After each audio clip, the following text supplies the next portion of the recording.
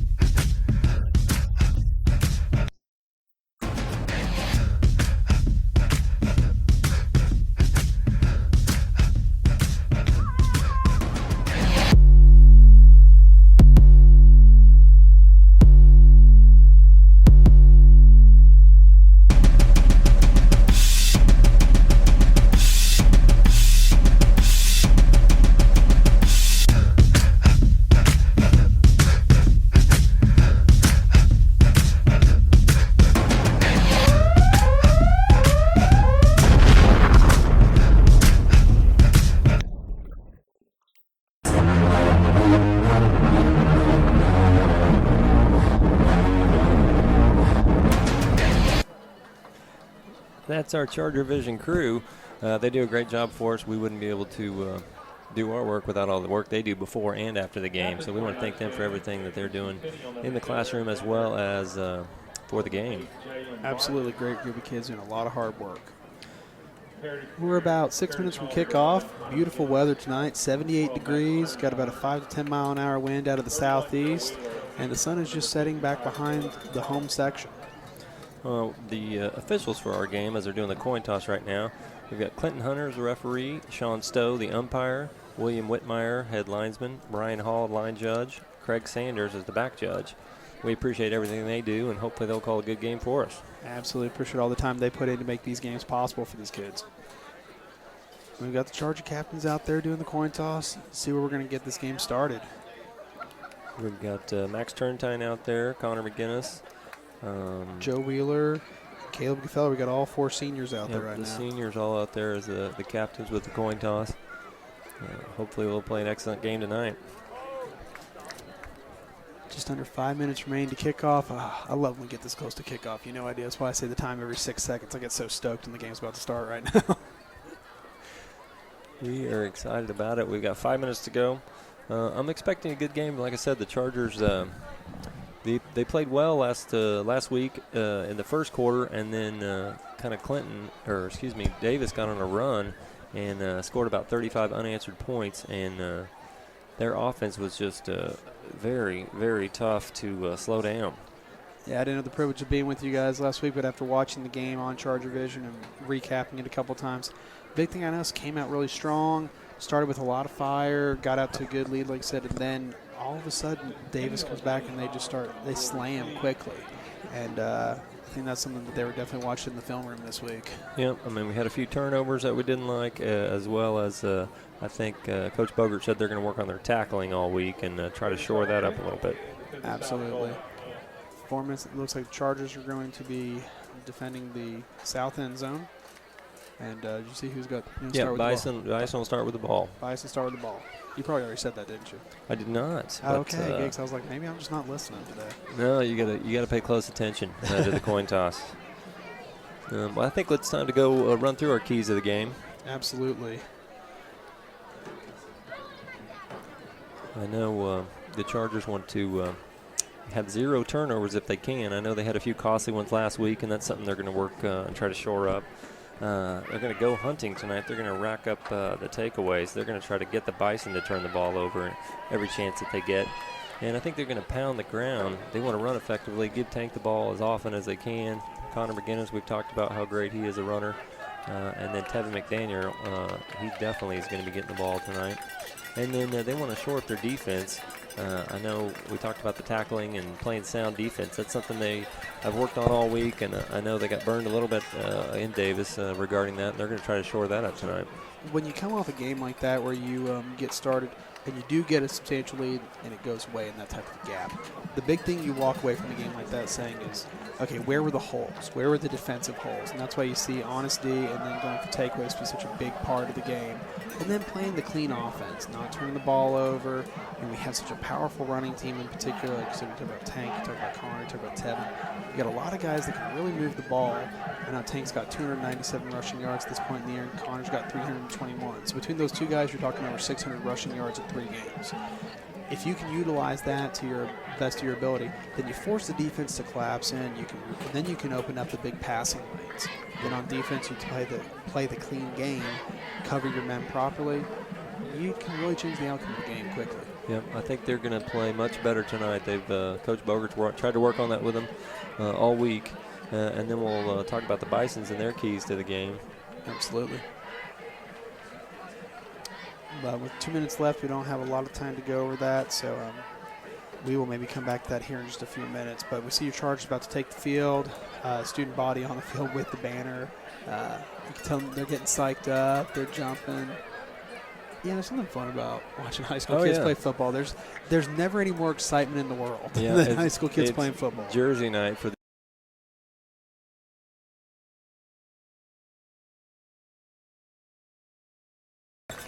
It's an out-of-division team for us, but out of district. Right. And then we start hitting state playoffs if the Chargers play the kind of football that we all think they're capable of. Yep, I think they're going to do well with the schedule. I know Kingfisher is a very tough game. Luckily, we have them at home.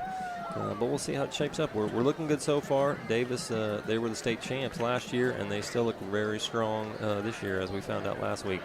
And the Chargers played a great game against Cassidy. At Cassidy, never a fun place to go play. And then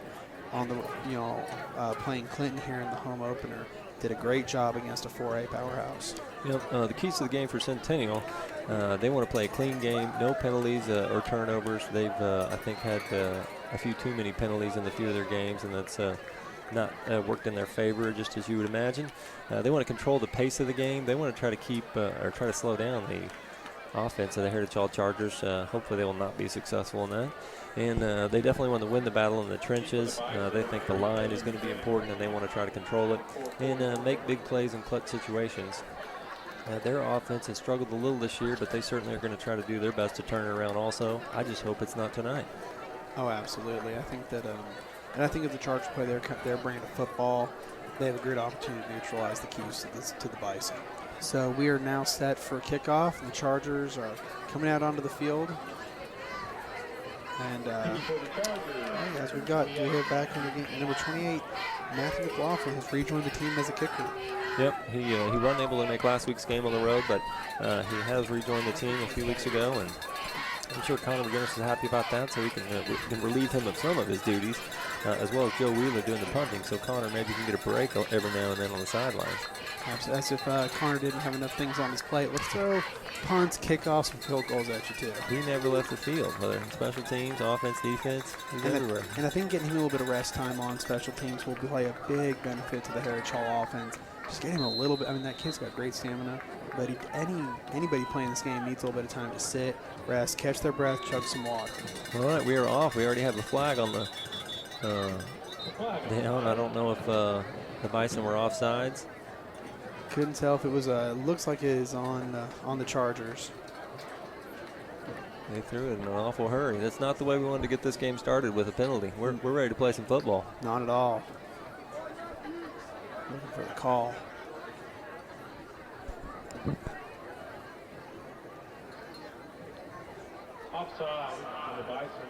Offsides on the Bison. Yeah, they were not within their allotted 10 yards.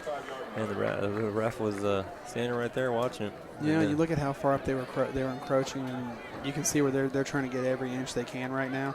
So it doesn't surprise me that somebody stepped over the line. Yep. I mean, they're probably preparing for the Chargers of last year, where we onside kicked it about every other time. They've been watching film. Yeah, they're playing that front line smart, but we kicked it deep, and I wouldn't be surprised to see it go deep again. With left-footed Matthew McLaughlin, it's up, and it looks like it's going to sail out the end zone. Yep. Play touchback. Intended or aimed at number 4, Corey Morgan, and playing alongside him, Callum McDaniel, set to receive for the Bison, but looks like we're doing it again. We're going out the back. We've got another flag on the play. This is an interesting way to start a football game. They're wearing out Matthew McLaughlin, and we don't have a second ticked off yet. Oh, my goodness. Calling a false start on the Chargers on that one. So far, this isn't the clean game that either coach was hoping for. Yeah, so both teams had as a key to the game to play clean football to, minimize turnovers, minimize mistakes. And we actually have not gotten the clock to tick a second off, and we've already got 2 flags. We have more flags than seconds of football played at the moment. Not what they were hoping for. Not what we're looking for, but Matthew's going to step back deep again and try and line up once more. Let's see if we can launch this one in the end zone as well.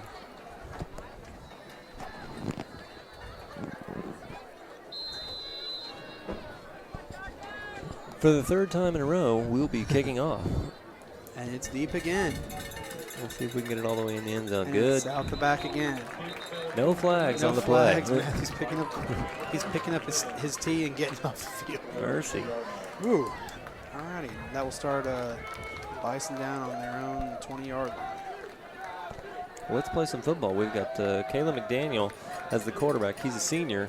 He is the man running the show tonight, and we hope to slow him down. He's an excellent athlete. Absolutely. We got the Heritage Hall Charger defense taking the field for the first time tonight. I know Stephen Perry's a good running back for them also. He'll probably see a lot of time getting the ball. But right now in the backfield, they've got Cameron Wesson. And they do give it to him.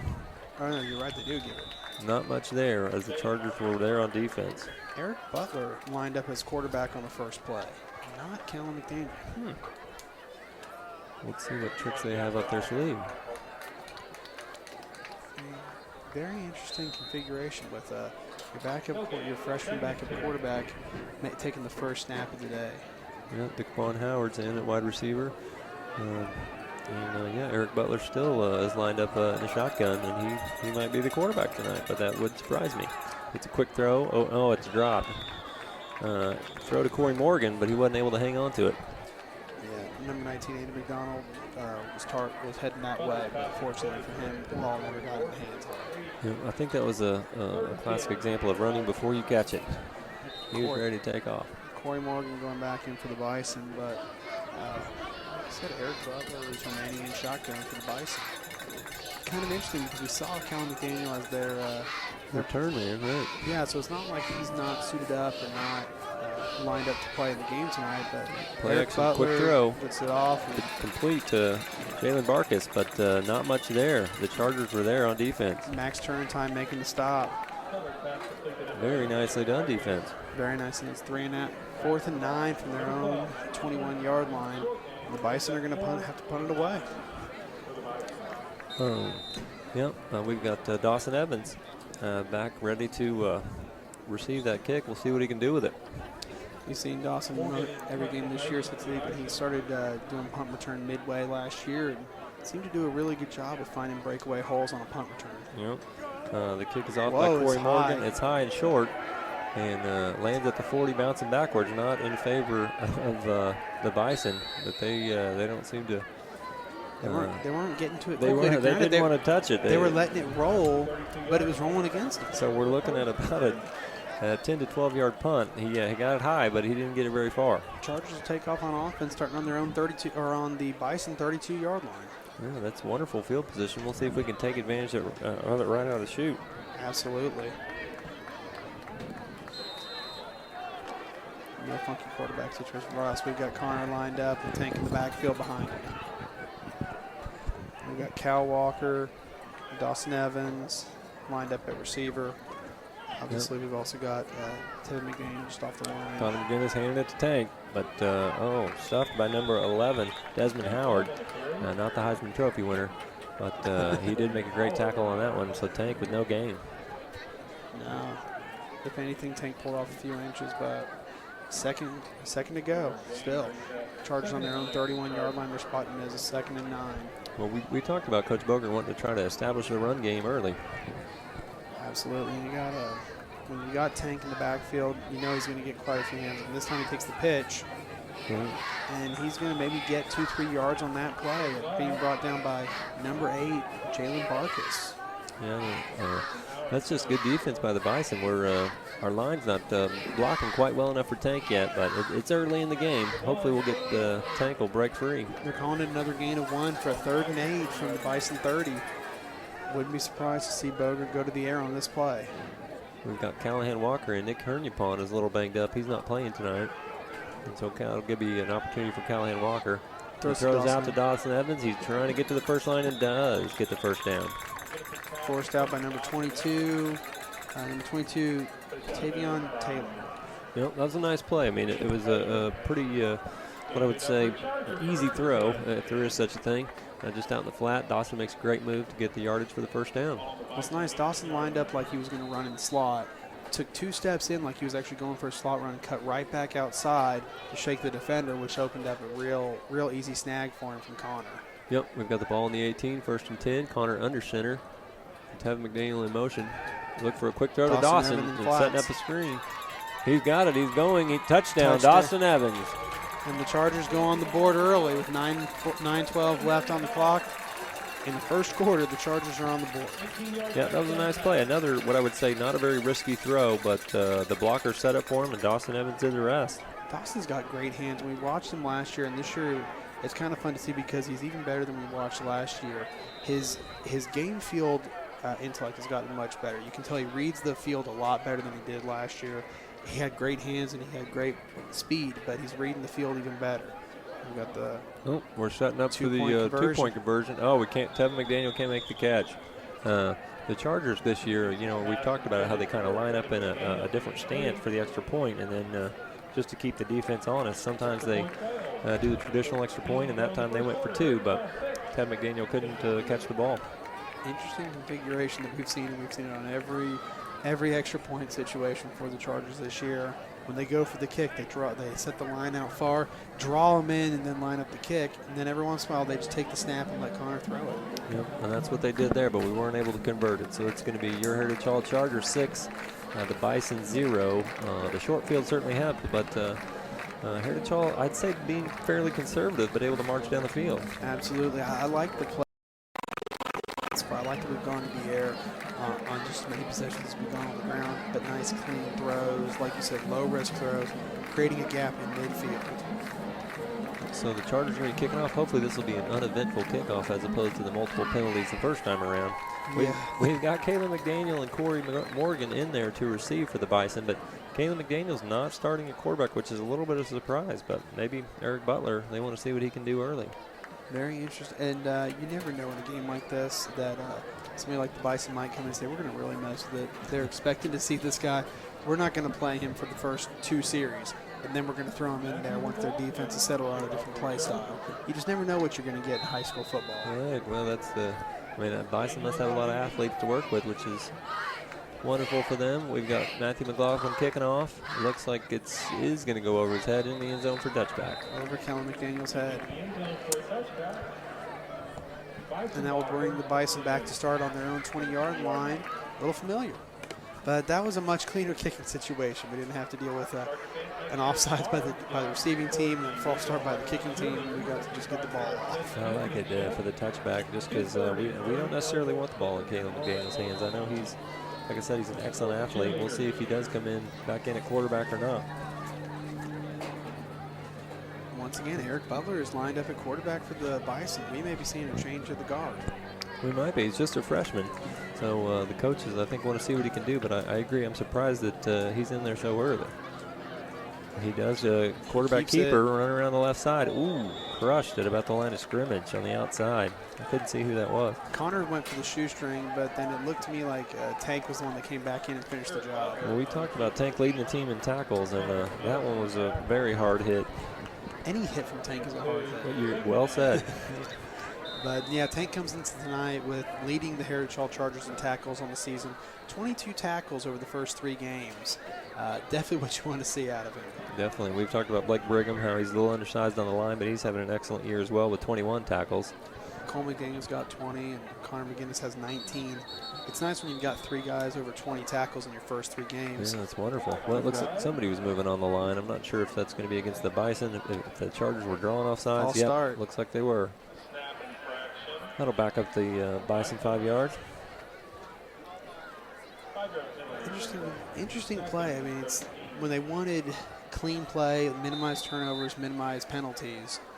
Not how they've come out in this game, and I don't know how the usage of Eric Butler at quarterback over Callum McDaniel is a factor in that. I don't know if when you bring in a different quarterback than you're expecting to play, I don't know if this was a planned move all week. I don't know if it's not. I mean, for all we know, Callum McDaniel is not going to be playing. There's 7 more returns to play us honest. Well, Butler does get the pass off under duress. And Tank brings him down hard.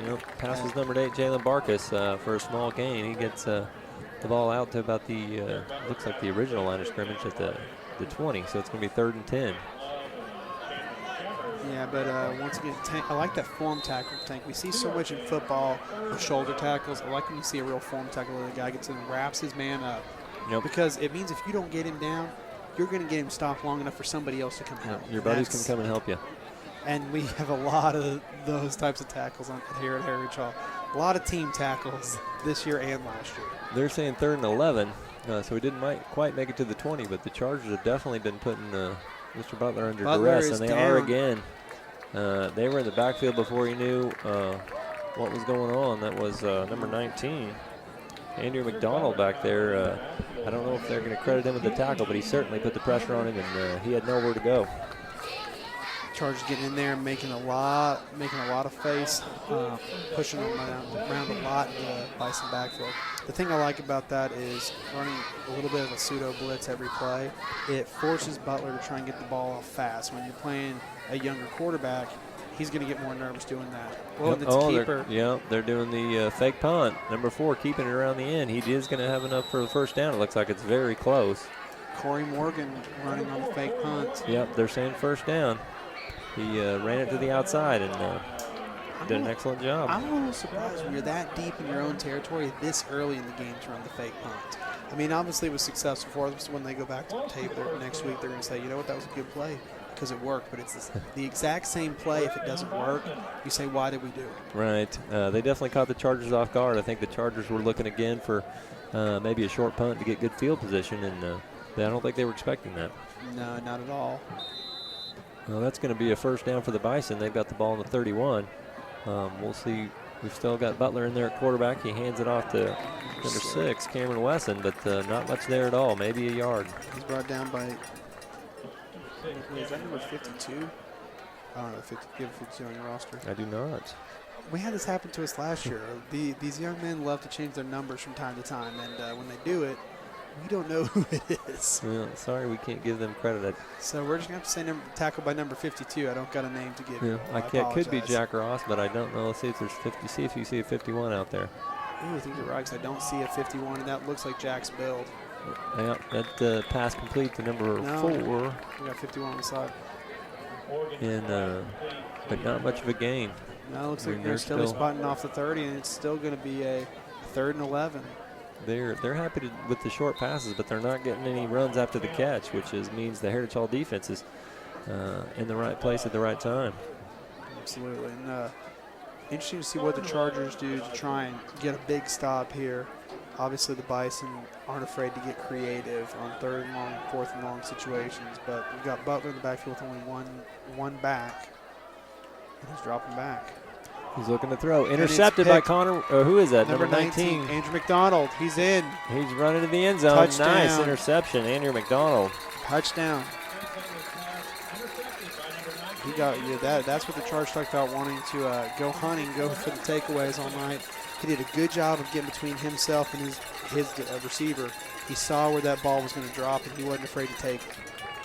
Yep, he was looking at the quarterback the whole way, read his eyes, and stepped right in front of the receiver. Great play, Andrew McDonald. Outstanding. That puts the Chargers up 12-0. Connor's lined up once again, looking for a 2-point. No, looking for a kick. He's going to hold it, and our good buddy Matthew McLaughlin's going to set back to kick.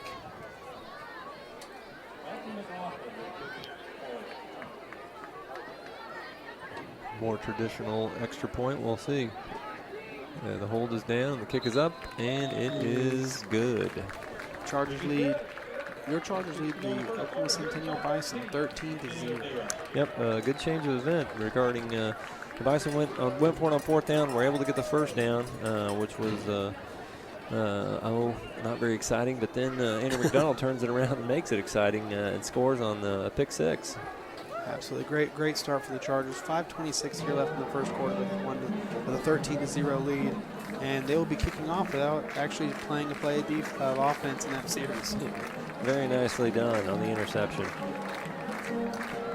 We've got a new Charger Vision sponsor I want to tell you about. It's RS Fuel Convenience Store. Make a pit stop on the south side of Memorial Road between Portland and May Avenue. High-performance fuel for your car and for you. And we'll announce the RS Fuel high-octane hit of the game, which Tank may have already had, but we've still got 3 more quarters of football. We do, but any Tank hit is up for the fuel for the hit of the game. And we also would like to thank one of our returning sponsors, the Steelman Clinic, where losing weight is a winning game. To get in the game, call 405-755-4600. And I think Andrew McDonald already has the Steelman Clinic takeaway at the game with the pick 6. I totally agree. I mean, I hope there's more of that to come, but so far those are the leading candidates only in the first quarter, excuse me.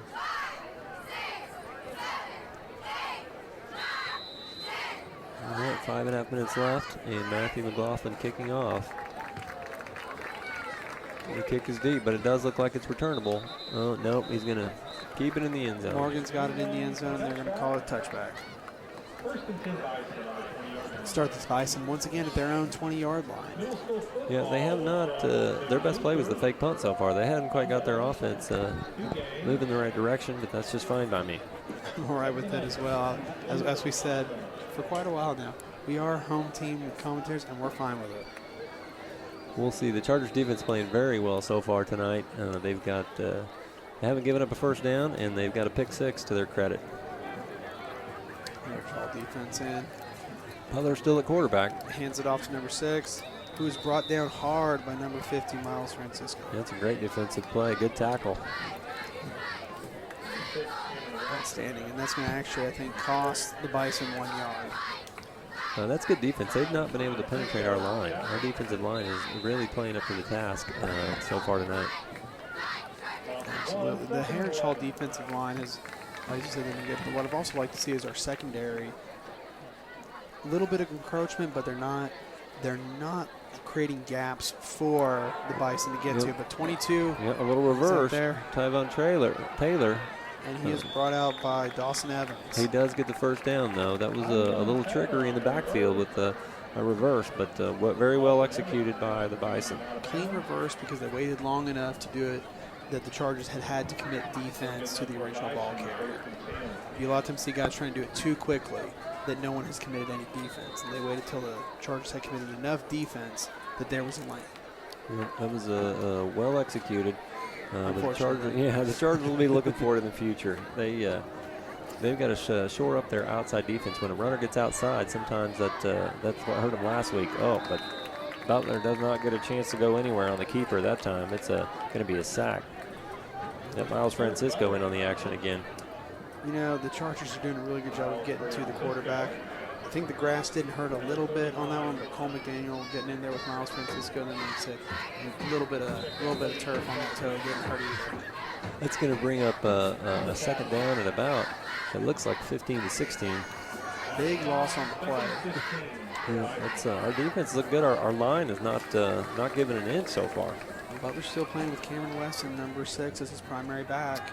We got the reverse again. They look like he wanted to throw, but no one's open, so they're blocking for him, and the Chargers crush him at about the 27-yard line. So they're still going to be third down at about 12 to 13. Corey Morgan with the ball, forced out of bounds by Miles Francisco, and number 12, Max Turrentine. Yeah, I mean, it was a disguise. They were trying to run the exact same play on the other side of the field that they were successful on with the reverse, but I think they were going to pass it. But our corners wouldn't take the bait. No, they didn't. They did a good job of reading the play until the end. It's easy to commit early to a play like that. It is, but there was no one open to throw to, which is what I think they wanted to do. Setting up 3rd and 13 from the Bison 30. I feel like we've had this play before. Yeah. It's pitched out. Pitch to the outside, number 6, Cameron Wesson, but he's brought down hard by number 9, Blake Adams. Yep, the Chargers defense, very well done. They're not giving the edge today. Like I said, in Davis, the quarterback got to the outside a lot, and he was very fast. And luckily, the Chargers are on their game today. They're not letting anybody to the outside. Oh, absolutely. Great defensive play by the Chargers. And now we've got Dawson Evans set to receive the punt. He's sitting at about the 50-yard line. Yeah, Corey Morgan, we'll see if he actually punts it this time. He does. It's a much deeper punt, but Dawson Evans, it is playable. It was low, and he's making a move and running upfield. There's a flag on the play, but he's out about the 42-yard line. Nice run back, Dawson. Forced down, brought down by Cameron Weston, number 6, and a few of his friends. Well, traditionally, that's going to be an illegal block of some kind. We'll see what the refs say about that. But Dawson Evans, it was a nice run back. It was. It was a good feet movement, good cuts. And as far back as the Chargers are holding, I'm anticipating a walk-off because they are too. I think they know they were the guilty party on that. Block in the back. Return team. Yeah, it's going to cost them some yards. So instead of starting on the Bison 42, they're going to be starting at their own about 44-yard line. A little bit more of a drive, but nothing the Chargers can do. They like a challenge. Yeah, I mean, it's all starting at the Bison 35. I mean, it's too easy. There's not enough yards in it. I mean, how are we supposed to get stats up with those numbers? With Connor McGinnis in the shotgun. Tank on his right hip.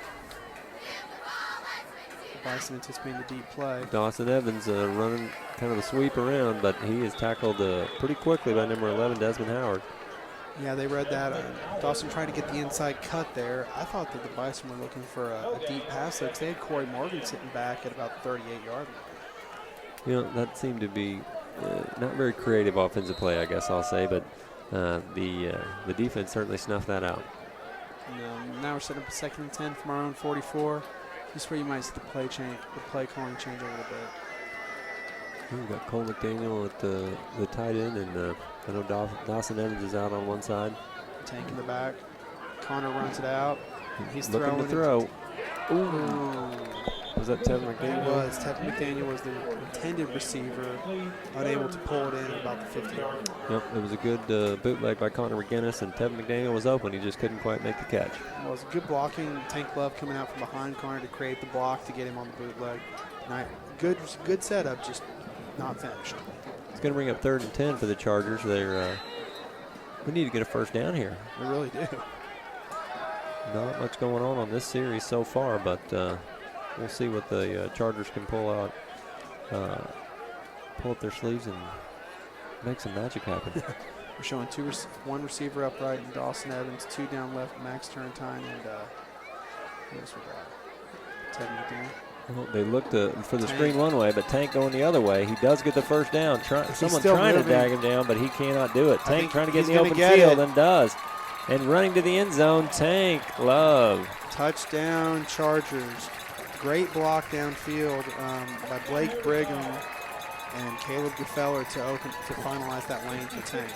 Yep, I mean, Tank, we've talked about it. One man can't bring him down, and he drug a guy down the sidelines for a few yards, and he just couldn't hang on any longer. Tank broke free, and that's going to be another touchdown for your Chargers. It's a great example of a guy trying to do a solo Tank tackle, and as we've said before, it doesn't work. And yeah, that's not very successful very often, that's for sure. And the Chargers lined up in their unusual extra point, but it looks like they're going back to the traditional. Gardner drops to that knee pretty quickly to set up the punt and the hold. Kicks up, and it is good. Very nicely done. That's going to be your Heritage Hall Chargers 20, Centennial Bison 0 at this point. Sitting just over a minute remaining in the first quarter here at Poplar Memorial Field.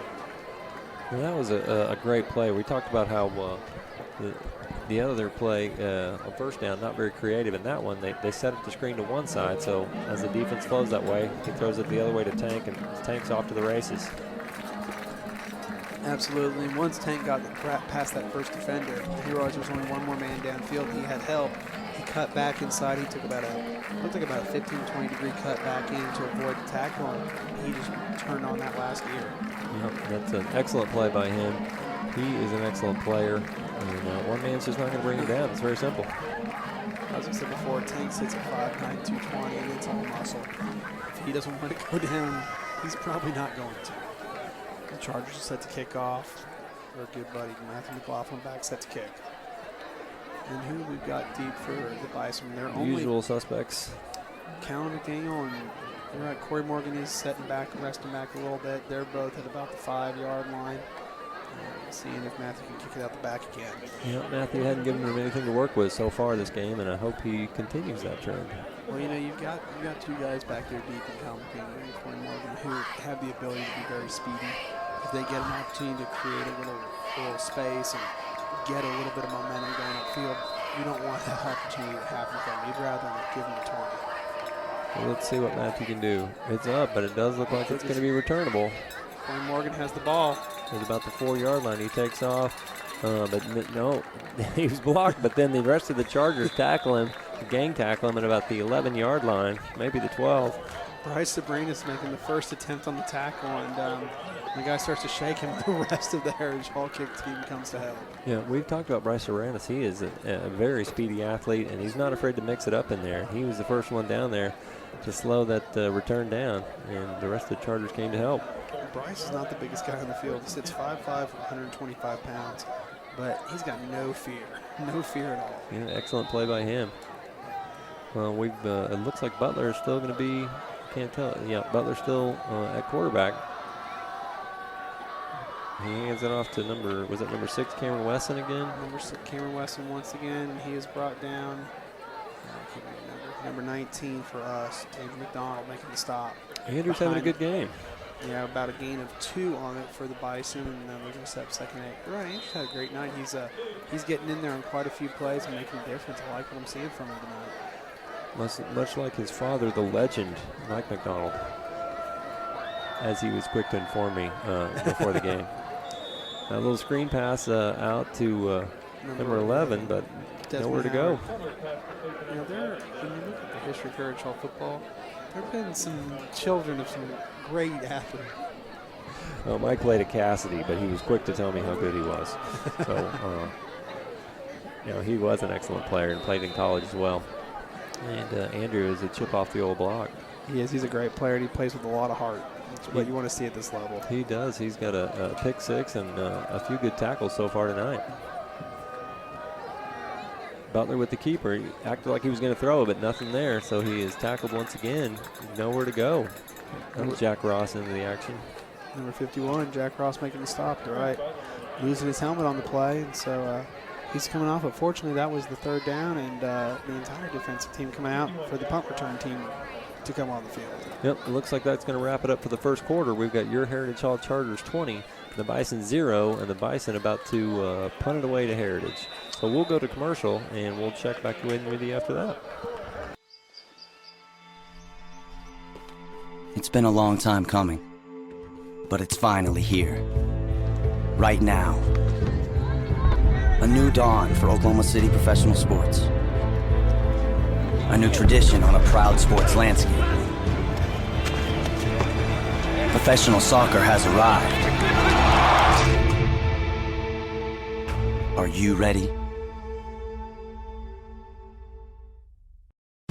Head on down to the Charger Corner to buy your latest in-school apparel. Range from t-shirts to sweatpants and even those nifty bleacher seats. You'll always find the perfect Charger gear. Not only will you show off your Charger pride, but you'll be helping improve the school in many ways, such as classroom and activity funding. Come Monday, Wednesday, Friday, 10 to 2. Tuesday and Thursday, 10 to 4. And don't come Saturday and Sunday because we won't be there.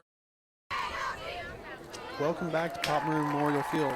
We're about to kick off the second quarter. Your Heritage Hall Chargers are currently leading the Oklahoma Centennial Bison 20-0. The Bison are on a 4th and 9 situation, about to punt the ball away to the Chargers from their own 12. Sorry, 4th and 10 situation, about to punt it from their own 12-yard.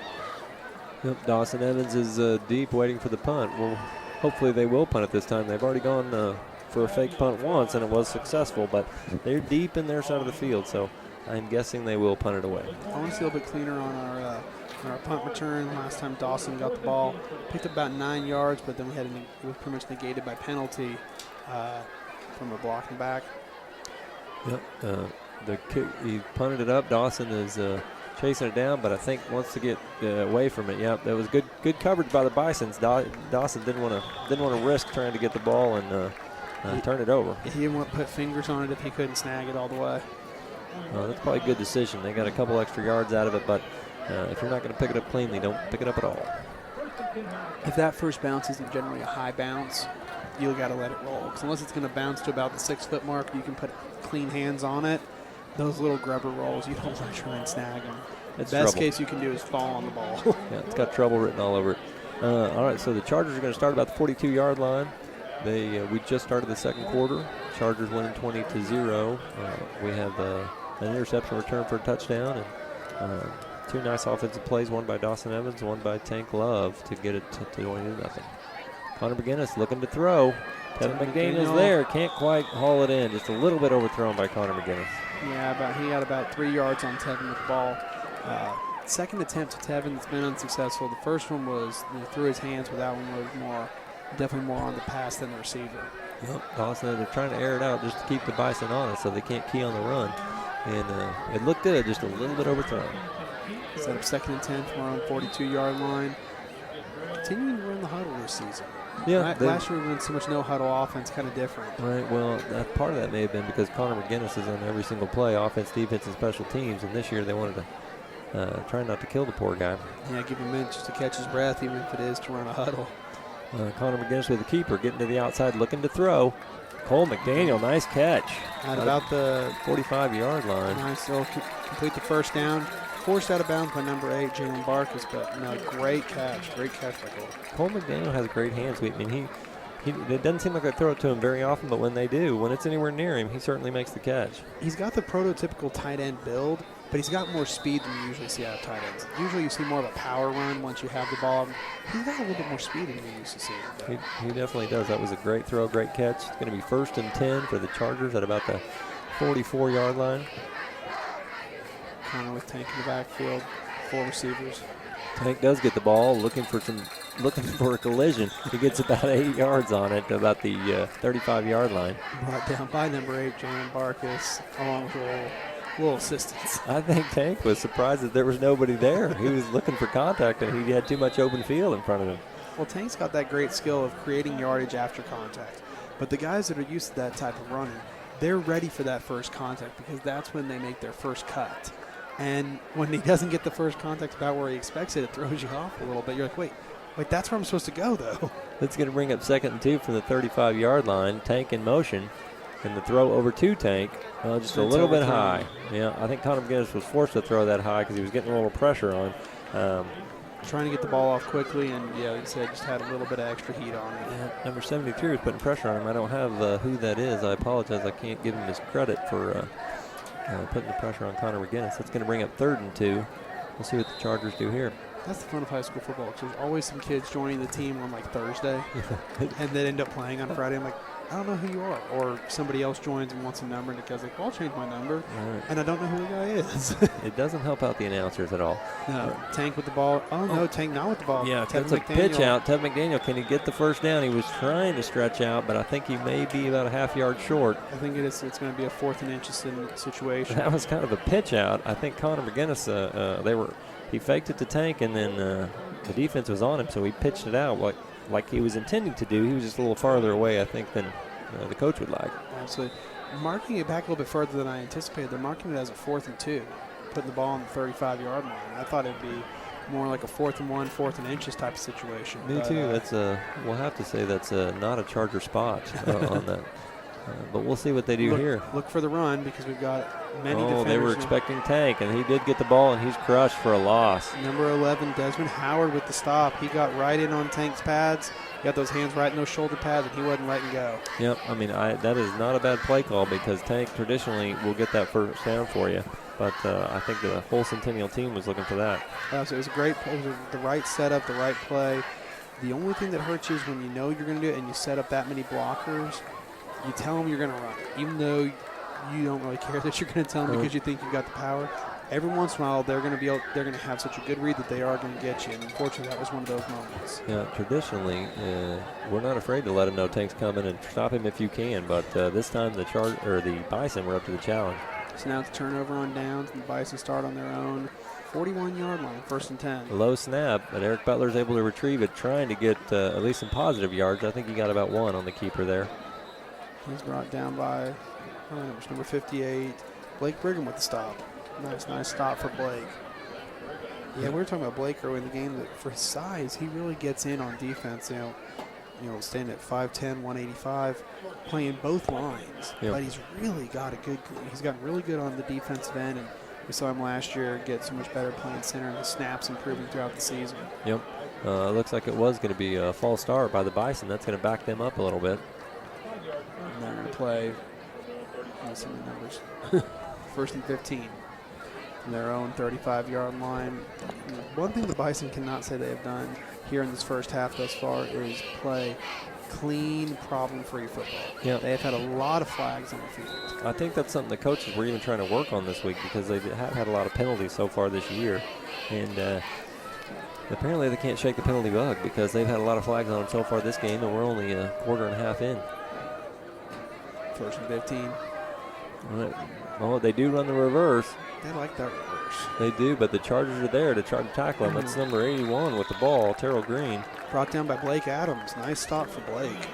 Well, that was. They stretched out the field, but they just wouldn't let him get around the corner. Like I said, I think they've been working on that based on what happened in Davis last week. You can tell that the reverse is definitely something they're trying to incorporate as a large part of their game. So we've already seen it 4 different occasions thus far. Yeah, I think they were going to throw it one time, but it wasn't open. And so I don't think it's only been successful one time for a first down. The other times I think it's been a loss or no gain. 2nd and 13, small 2-yard gain on the play. Well, the handoff to number 8, but there's nothing there. Jalen Barkus. But he's brought back down once again by Blake Brigham and Derek Sanders. They are just the defensive line is getting great penetration so far tonight. They're in the backfield and not giving the quarterback or the running back much to work with, which, like I said, that's fine by me. I'm great with it. The linebackers and the D-line are living about 2 yards past the O-line, and it's what we want to see all night. But the only thing is keeping the fire up and keeping this energy level up for 4 quarters. It's going to be about 8 minutes and 25 seconds as the clock's running. It's going to be 3rd and 16 for the Bison. And we've got Butler under center. He's rolling out. Looking to throw. Throws it up. Oh, could have been picked off. It was not an ill-advised throw, we'll say, with two Chargers there. Dawson Evans, the closest one, that had a chance to pick it off, but it was so underthrown he couldn't get under it. Absolutely. Denquan Howard was the intended receiver, but like I said, Dawson Evans trying to get his hands under it, just barely missing the pick on that one. Set up 4th and 16. We know that the Bison aren't afraid to fake punt in here. I feel like they're pretty deep in their own territory and on a pretty deep 4th down to run the fake. They're at the 34-yard line.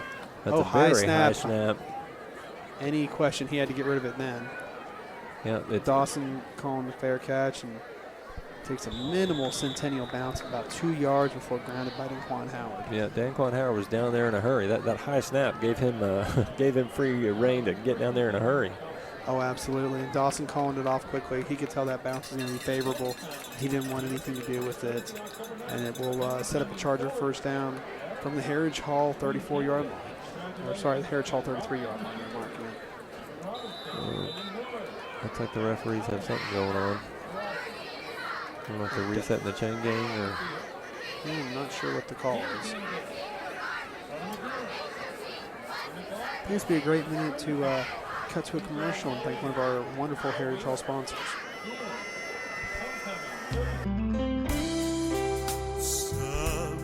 Has anyone ever dreamed someday for 52 grand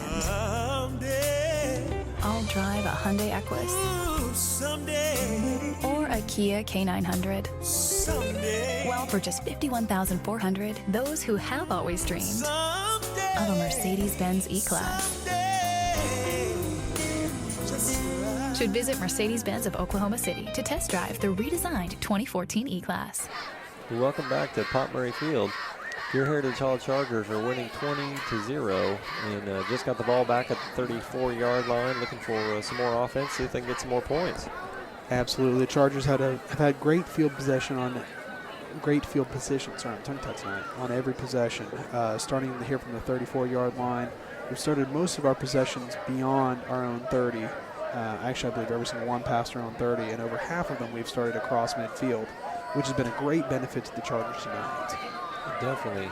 I definitely want you guys to stay tuned at halftime. We're going to have the fourth graders take on the teachers, and I expect a good show / good game out of that. I do. The 4th grade faculty game is always a fun thing to see. The scouting report I've heard is that the 4th grade has really been putting their effort in. One of the coaches, Jan Bradford, has really been pushing them, and they are more than ready to come and take on the faculty. I can't wait to see that. All right, we've got 1st and 10 from the 33-yard line. Lots of movement. I think somebody wasn't ready for the snap count. Yeah, not sure which side it's going to be penalized to, but there's multiple flags on the play for that one. Yeah, Caleb Gefeller left early. I don't know if he's the main culprit or who might have left early with him, but I just don't think the offense was on the same page on that one. I don't think so. And it doesn't help when you've got a defensive line opposite you that's been a little jumpy tonight because they get you already ready for that quick jump because you need to get your hands on them fast. Oh, they're saying encroachment on the Bison. I'll take it. Yeah, that's very good. Very favorable to us. I thought it was the Chargers that had left early, but Caleb Gefeller, I apologize. It sounds like you were drawing offsides. We didn't mean it, Caleb. You know. All right, so Connor McGinnis for a 1st and 5. It's going to line up with 4 receivers. He does give it to Tank, who's got some contact and just taking guys with him, per usual. And Tank is brought down by number 11, Desmond Howard, along with a gaggle of Bison. The ball going to be spotted about the 41-yard line. It's going to set up. What's going to give us about a 3rd and 4? Second and 4. Second and 3 situation here. We'll see if they want to air it out here or they're going to stay with the ground game. Absolutely. 7:30 left here on the clock in the first half. Chargers lining up. Connor under center, 2 backs, 2 receivers. Definitely look for a ground play, although Dawson is in motion. Connor with the keeper throwing it out wide. Tevin McDaniel able to get outside. He's got the first down and change. He's got room. He gets down to about the 40-yard line of the Chargers. Forced out by Desmond Howard and the gaggle of Bison, but great play. Once Tevin had the ball in his hand, he really picked up and turned on the next gear. However, we've got a young man down on the field. Number 8, Jalen Barkus for the Bison is down, and the Chargers walking towards their own bench, and the Bison taking a knee. Well, I certainly hope he's okay. He's been active on offense. I haven't called his name much on defense, but he's definitely part of the running game for the Bison, so they certainly hope he's okay. Absolutely. That's the hardest thing about watching these games. You know, these young men put a lot of effort in. They train all summer, all year. They do a great job, but at the same time, there's always opportunity for injury in a sport with this much contact, and we hate to see it happen. Happens more than we'd like for it too. But it looks like they've got Jalen up, and they are helping him off the field. Both teams on their knee, coming to their feet for him. He's definitely limping. He's injured one of his legs, his left leg for sure. Yeah, he's going to be okay. Because he's walking on that right leg a little bit, but he's not moving that left leg at all. That's not good. That's not what you want to see. We'll be waiting to see if we can get any updates on him and hope that young man's doing it right. Well, we're going to have Heritage Hall. It's going to be at the 43-yard line is where they're going to say he stepped out. And it's going to be 1st and 10 on a great throw and catch from Connor McGinnis to Tevin McDaniel. Connor lined up, setting up in the shotgun with Tank in the backfield. 3 receivers down right, 1 up left. Connor McGinnis does get it. It's a quick throw out to Tevin McDaniel again in the flat. He's got room. He's going. Tevin's got room. He's got to get through 2. And he's brought down by Desmond Howard at the 18. Yeah, about almost a little past the 20-yard line. Nice throw and catch. Like I said, that was what we saw in the first series. What I would say, not difficult throws. Just kind of, what I would say, confidence builders for the quarterback. Easy throws, and let your talented receivers and running backs run down the field. And you got guys that can change gears that quickly out of the backfield. There's a lot of times you prefer to get the ball to them back there. It's a clean pass, but also they've got even though the risk is that they're back about 4 yards, and if somebody can get to them, they can take the loss. But if they can turn on the Jets, they've got 4 yards to build momentum before they're across the line. Yep, it was good blocking by the receivers for Tevin McDaniel for a big gain there. That's going to be 1st and 10 from the 19-yard line. Connor McGinnis is in the shotgun. Tank has the ball. Yep. Tank's got room. Is Tank going? How far is Tank going? It's Tank hard to bring him down. Tank is brought down by number 22, Tevion Taylor, and a few of his buddies. Yeah. We've talked about it. You can't bring Tank down all by yourself. It's just very hard to do. It's enough for a first down. It's going to be 1st and I think goal from about the 8 to 9 yard line. Absolutely. 1st and goal. Don't have to worry about setting any chains. 6:15 on the clock, and the Chargers are in huddle. I like the way this drive's going. I do. You know, what I like is that we've mixed it up between the ground game and then the screen passes. Haven't gone for any deep balls yet, but they haven't been necessary. Yep, Callahan Walker on this side. 2 receivers on each side. Tank's got Connor McGinnis with the keeper. He does Tevin pitch it to McDaniel's Tevin. got the ball. Touchdown. Nice cut by Tevin McDaniel to get the last 5 yards on his own. Nice. You know, Connor had me picked that up here. I first took my eyes. I took my eyes in with Tank. Looked like he'd handed it until we realized he'd kept it. And then when he pitched it out to Tevin, he had pretty good room. Like I said, made that one cut inside, and it was all his. Yep, very well executed. Like you said, I think a lot of the Bison were trying to stop Tank on the short or the run up the middle, and he didn't have the ball. Chargers in unique extra point positioning, and they're going to conventional once again. Yep, they just trying to keep the defense on us, so to speak. I guess do that enough times, and then when they do want to go for the two-pointer, better chance of a completion on it. All right, Connor McGinnis kicks it. It's up, and it is good. Matthew McLaughlin with his third extra point of the night. Yeah, Matthew McLaughlin with the extra point. And the Chargers looking good. We got used to saying Connor McGinnis. I know, this sorry. year on it. And I saw one. I got he was holding. Yeah, it doesn't help when they're both out there. But set up Chargers for the kickoff, and 5:50 left here in the first quarter. Your Heritage Hall Chargers currently leading the Oklahoma Centennial Bison 27-0. Yeah, let me tell you a few things that are going on at Heritage Hall. We've got the Chargers fast pitch team played a tough schedule this year, unfortunately ending with 2 district tournament losses to Jones and one of the favorites. They're one of the favorites in 3A. Kaylee Scott led the team in hitting with a 540 average, 8 doubles, 3 triples, a home run, and 18 RBIs and 50 at-bats. Excellent job, Kaylee. Nice work. We've got Sophie Bondurant. She finished the season with 80 strikeouts and 79 innings on the mound while collecting 7 wins for the Chargers. The team loses some great senior leadership, but is stocked full of young talent. Stay tuned for another exciting softball season next fall. Did you say a 540 average? That's hitting pretty well. That's impressive. Very rarely can you play baseball or softball and say you hit it more than you don't. Yeah. There aren't many people that can ever say that much. That's an impressive stat. And then you throw in Sophie's 80 strikeouts and 79 innings. When your strikeouts exceed your innings played. Yeah. Both young ladies, along with that whole team, have had a great season. They have. I'm going to be nicer to Kaylee Scott now that I know how she handles the bat. I would too. Definitely don't get near her with any trees. All right, we've got Heritage Hall looking to kick off. Matthew McLaughlin's been kicking it in the end zone most of the night. We'll see what he does here. Did we lose some lights? We did lose some lights, and that's certainly helping the Bison because they're running it back, and now Matthew McLaughlin takes makes the tackle at the 50-yard line, but we did lose some lights on the far end of the field.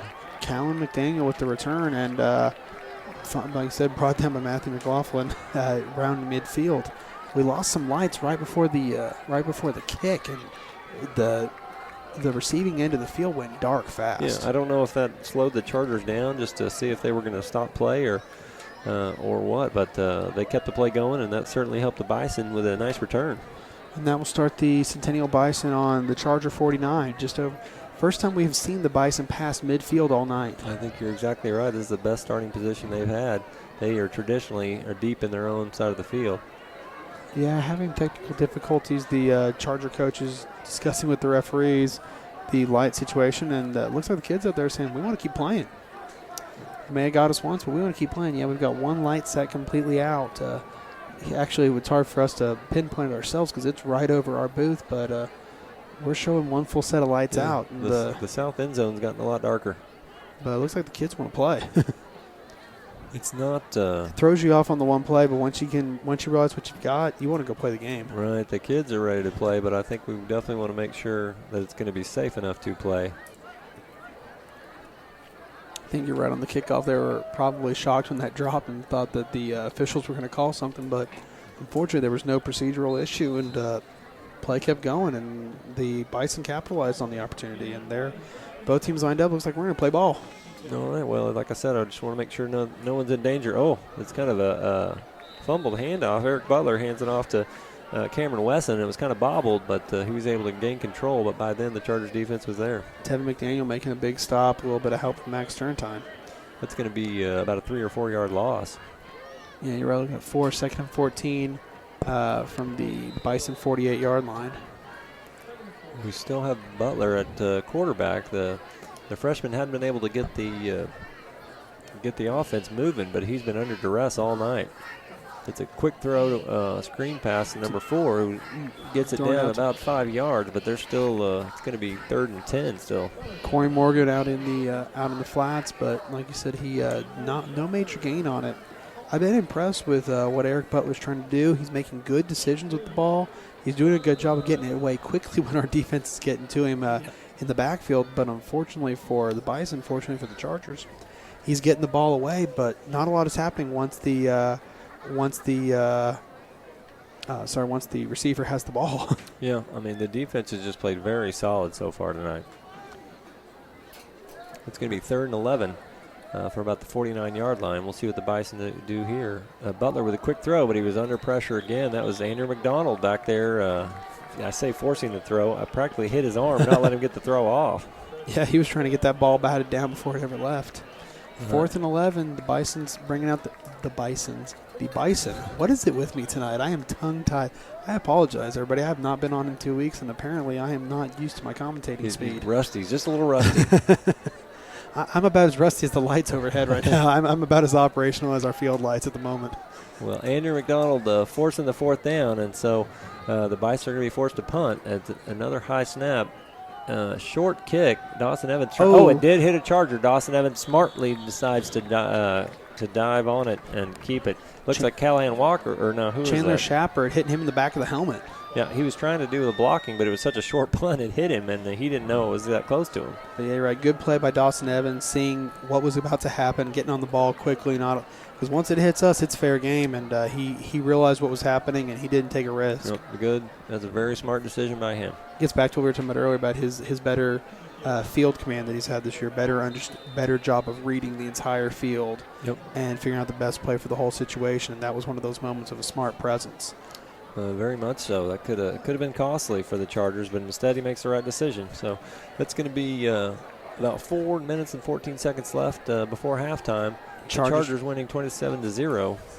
1st and 10 from our own 28-yard line. Hands off to Chandler Shepard, and Chandler Shepard Shepard is throwing. Nice catch by Tevin McDaniel, and he's still on his feet, still going. McDaniel is trying to get away. Brought down by number 40, Kobe Webb.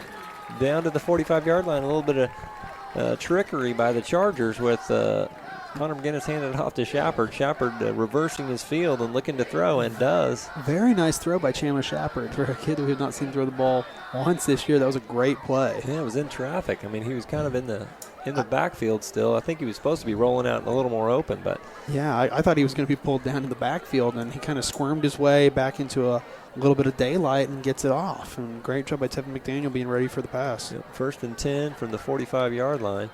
Connor McGinnis in the shotgun, looking to throw again, and does throw it up. Cal Walker, the receiver, he's got the ball. Nice catch. And he's down at about the 20-yard line. Callahan Walker with a nice over-the-shoulder catch and a nice throw by Connor McGinnis. The pressure was coming, so he just kind of threw it up there and let Callahan run under it and catch it. Nice play by the Chargers. Good hands by Callahan. He has a lot of speed. You know, we said that about him this past year, and we've been seeing it more and more this year as these guys that have all the right tools, you know, get a little bit more used to the high school game. A lot of speed. He's got good feet, good hands, and he knows how to get into the deep ball. We're going to see him on the deep ball a lot this year and in the coming years. Yep, he and Dawson Evans both just sophomores, so we'll see them for a few more years. Thankfully. Connor McGinnis looking to throw Tevin right up the middle. Tevin got McDaniel, touchdown, Heritage Hall. I like it. Tevin McDaniel with a 20-yard catch. That's just a strike in the middle of all the defense. Catches it and runs it the other 5-yard end. Nicely done. Chargers set up on a 33-0. Once again, lining up in kick, pass, whatever formation we want to call this. The everything formation, I believe, is going to be my new name for it. The whatever formation, because we can do whatever Connor McGinnis decides to do out of it. I've only seen them actually go for the 2-point conversion this game, the first series, and it was unsuccessful. So they from then on they've been kicking it. Yeah, and the unsuccessful pass to Tevin McDaniel.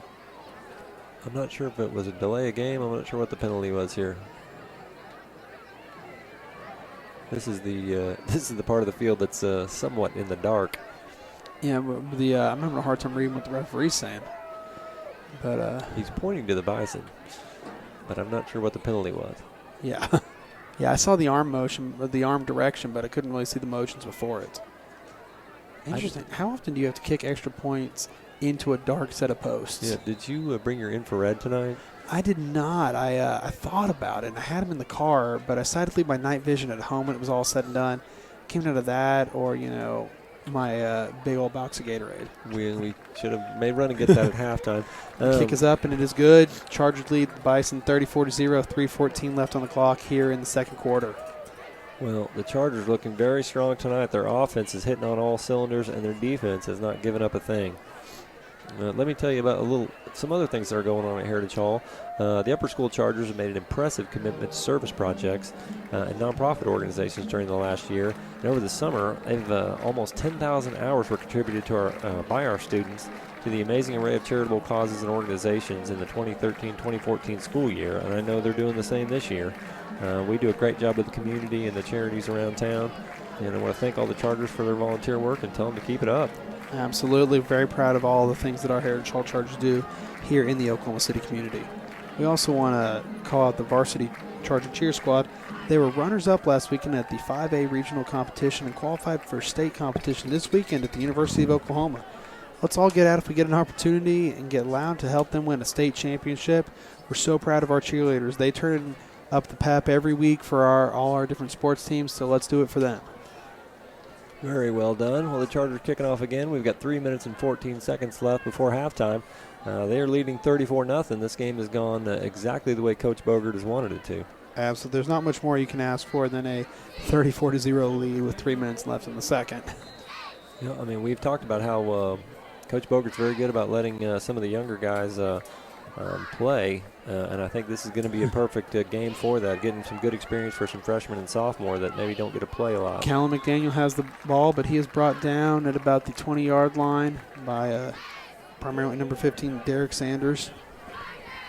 Yeah, we're going to have to check our rosters and make sure they're accurate, as we may be calling some names that we don't usually call out here, but I look forward to getting these guys some experience. Absolutely. That's kind of one of the fun things about when you get into a game like this. You get to see a lot of the younger players, the more inexperienced players get onto the field. And especially on a team like this, it's got a lot of talent, a lot of great play. A lot of those guys deeper in the depth chart are wonderful football players. They just are buried behind a couple of guys that are even better. Right. You look at Cal Walker going downfield on that deep ball, and you say, well, whoever is behind him is going to be a great receiver. But Cal has all the right skills, and he's got the right speed to make the connections. You're exactly right. So we've got the Bison with the ball. First down, they pitch it outside. And not much there. They get about 1 or 2 yards. I couldn't see who made the tackle. Looks like number 50, Miles Francisco making the stop. Yeah, that's just good defense. Our defense has been there all night. We're not letting the Bison get ahead of steam and get upfield. They're running a lot east and west, but they're not running up the field hardly at all. We've given them losses of yards on more first downs than we've let them gain, which is a wonderful statistic to have at this point in the game. I think they've only gained yards on 4 first downs in the first half. And this is the Heritage Hall defense that we love to see, and we've been wanting to see all the pieces of. And a game like this, great opportunity to showcase what all the guys can do when they're putting it together. Well, it looks like Butler with the keeper, but he's caught from behind. Is that Andrew McDonald? I couldn't see who caught him from behind. Yes, it is. Is it Andrew McDonald? Yep, having a great game on defense tonight. It doesn't help when the lights are down either, because as if these numbers aren't sometimes hard enough to distinguish, then you throw in us only being able to read half of it. That's going to bring up third down, and it looks like about 5 for the Bison. The Chargers defense is just not they're not giving an inch so far. No, the Bison sitting on their own 28-yard line. Obviously, Eric Butler's going to probably have a single back with him, as he's had most of the evening in formation, and multiple receivers.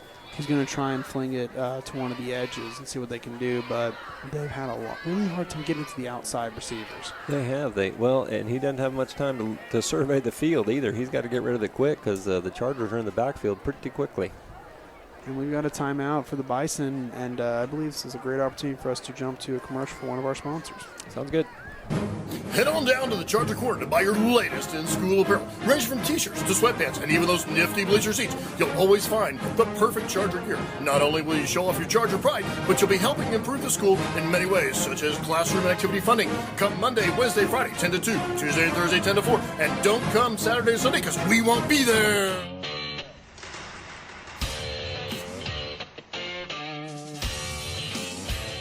In as little as 12 months, with a diploma from Spartan College, you could have a career in aviation and beyond. At Spartan, you don't just study airplanes, you're surrounded by them. Some 40 at our flight campus, another 20 at our technology campus.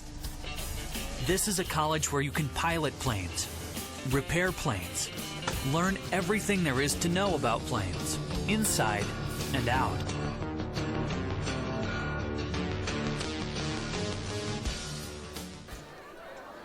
welcome back to Pop Murray Field. We've got your Heritage Hall Chargers 34 and the Bison 0. The Chargers defense playing excellent tonight and they are on the field. It's 3rd and 4 for the Bison. Oh, and the Bison left early, so they're going to be in motion early. We're going to back them up and make it a 3rd and 9. Nothing more frustrating on offense than when you've taken the timeout to set up a play and then you throw it and then you give yourself a penalty. It's like not only have you taken away one of your best tools, you have now not utilized it to the best of your ability. But, with minute 42 left here in the first half of the game, the Bison just seeing if they can get anything going into the half, seeing if they can get themselves on the board. Trying to get something the positive. Snap is fumbled. Yep, Butler moving to the outside on a bootleg. Is he going to keep it or throw it? Looks like he's keeping it and takes a big hit. Connor McGinnis was in there, but who was there first? That was Callum McDaniel lined up at quarterback that one. Oh, well, that's Andrew McDonald delivering a big hit to knock him off his feet. Interesting play. Yeah, first time we've seen Callum McDaniel line up at quarterback all night. 3rd and 9. McDaniel's going off the field, and do I see Eric Butler even coming onto the field? Yeah, it should be 4th down. Should be 4th, right? That's why they're lining up the punt formation. I'm just looking at the scoreboard too long. Yeah, the scoreboard's a little behind. It's they're close. They get. It looks like it's going to be about 1 or 2 yards short, and maybe the Bison are going to discuss whether they should go for this or not. Their offense hadn't been able to generate much, but they need some momentum. They sure haven't. Here with a minute 30 left, they're going to take the time to figure out what they want to do. I'd like to take this minute, however, to make a quick thank to our sponsors. Oh, look out there. We've got the faculty and the 4th grade teams warming up down on the sides, getting ready for the faculty 4th grade showdown, as it may be. But in the meantime, we're going to thank a few of our sponsors that enable us to do what we do every week. We'd like to thank Charger Corner Store. The campus store has all the clothing and accessories you need to show your Charger pride. And did you know that everything you spend at the store goes directly to teachers, classrooms, and programs like Charger Vision? The store is open from 10 a.m. to 2 p.m. on school days. We have definitely benefited from that. We got our road game tent from it even. And Charger Vision would also like to thank Heim Orthodontics for doing so many Chargers, something to smile about. Call 405-755-8151 or visit OKC Braces on the web. All right, we are back to action. It's going to be 4th and 1. It looks like they're set up in a punt formation, the Bison are, but we'll see if they actually do it. High snap. Whoa, very high punt. It's high straight up. Short punt. It's straight up, and it's going to be Charger ball at about 35, 37-yard line. The Chargers might have just run out the clock this half as they're leading 34-0, but now with this great field position, I don't expect them to do that. I don't think so. When you are inside the 40, a 7-yard punt. They should have gone for it at hindsight, but hindsight is always 20/20. Yeah. But it gives the Chargers a great opportunity to try and march downfield one more time before the half. We're sitting at our own, we're sitting on the Bison 36-yard line, 6 yards, not even 7. And 1st and 10 with Connor in the backfield, 4 receivers out and Tank in the back. Yeah. This could be, they are looking to throw. The pressure's on Connor, but he's able to escape it. He's going to keep running up the field. Connor's going. He's at the 25. He's at the 20. He's got the first down, and he's still going, and he's down at about the 23, 22-yard line, just short of the 20. More than good for a first down, and then some. Yeah, the clock's not running, although I expect it to be. They got to reset. It'll start as soon as we get our chain set here. They're moving chains downfield. We've got 1st and 10 from the 14-yard line. Connor McGinnis with a nice scramble. I think he wanted to throw, but forced out of the pocket by the defense. This is a quick throw, but the Bison batted down. Looked like number 80 batted that down. Jermaine Felix. I apologize. Connor got all the way to the 14. That's the only thing with our lights down a little bit. My field read on numbers is not as good as it used to be. Yeah, everyone's is. But great field position now. The Chargers got just under a minute. Try and march 14 yards. 2nd and 10. Wouldn't highly anticipate seeing Connor line up in the shotgun, and more than likely at least 3 receivers. Probably 2 up, 1 down, 3 up, 1 down. Yeah, we've got 3 to the wide side, and who is that on the inside? Max Turntine lined up on the right. He throws it to the left. I can't see who he's going for. Very close. That's Dawson Evans, and he's looking for the pass interference call, but he's not going to get it. A little hand jockeying there in the corner of the end zone, and he wasn't able to break free and reel it in. It was a nice throw. It gave him a chance, but Good defense by the Bison. Set up 3rd and 10 for the Chargers here from the Bison 14, and Connor looking aside for the play call. 49 seconds left here on the clock at Pop Marine Memorial Field for the first half. And the Chargers doing just about everything we want to see them doing right now. They do. Their defense is looking strong. Their offense has put up 34 points and looking for more. So I'm very excited about what they're doing. It's a quick throw. It's Max Turntime's got the ball. Trying to get him upfield, trying to get him in the end zone. He can't quite make it. He's gang tackled at about the 4-yard line. The question is it going to be good enough for a first down or not? How close is he going to be? I think he's going to be good for the first down. I think he's going to be about the 3. Let's see what they're going to set it at. He's looking to see if they're going to measure or give him the first down. They are going to give him the first down. Yeah, he's just between the 4 and the 3. So they're going to spot it as a 1st and 4. 39 seconds left. The Chargers, let's see. He's got Max down on the right, and then he's got Tevin, Dawson, and I can't see. I think Coleman. The clock's running. The Chargers do have 2 timeouts. Connor McGinnis looking to throw, and he decides to keep it. Scores on the keeper. It's about a 4-yard touchdown run by Connor McGinnis. And it's going to put your Heritage Hall Chargers 40, Oklahoma Centennial Bison 0 before the PAT. Nice scramble. I think he had a receiver in the end zone they could have thrown it to, but he went the safe route and just tucked it and took just a few steps for Connor into the end zone. He did, yeah. 6'5", 4 yards is not a lot of run. Yeah, he had Dawson Evans up pretty high left, and then he had Cole McDaniel had cut back in and was at midfield, but both of them had a little bit of coverage. So when Connor saw that he had the lane, he just took it. They're going to kick. Yeah, it looks like they're going to have Matthew McLaughlin attempt the extra point. There's 28 seconds left. The Chargers ahead 40-0 and trying to add an extra point. Oh, and we've got encroachment. Once again, the Bison not doing a good job of staying on their side of the line before the snap. They are not there. I think that time they were watching the holder and not watching the ball. No, you're right. They're watching Connor for the signal rather than actually looking for the ball to hit his hand. And now we're going to reset. Looks like the Chargers are going to set right into kick formation. They're not going to do the anything formation. No trickeration here. They're, no trickeration. They're going for the extra point. Snap. Kick is up. Looks like he was offsides again. But it's up, so if they throw up, we'll decline the penalty, I'm sure. Yep, there is a flag. Same guy up on there on the high right. I'm having a hard time reading his number in the dark, but up on the high right, he's coming around each time. Trying to see if he can get in there for a block, but instead he's got 2 offsides penalties to his credit. You know, when you got a guy like that that's jumping every time because he's trying to get momentum, back him up 2 yards. Back him up 2 yards off the line so he gets a little bit of a sprint going. And then as soon as the snap is good, he's not across the line until the ball's out of the center's hands. Right. Well, I think, like you said, the Chargers are going to decline that. They are going to take their extra point. They're leading 41-0, and as we've talked about, they're looking very strong tonight. They're looking good on defense. They're looking good on offense. Absolutely. We're going to get one more kickoff before the half, and just good, clean Heritage Hall football for 24 minutes at this point. I like what we're seeing. I like how it's going, and second half I anticipate seeing a lot more faces than we're used to seeing in a normal game. Yeah. With that 41-0 lead, if that remains intact going into the half. I'm not sure what Coach Bogert's going to talk about at halftime.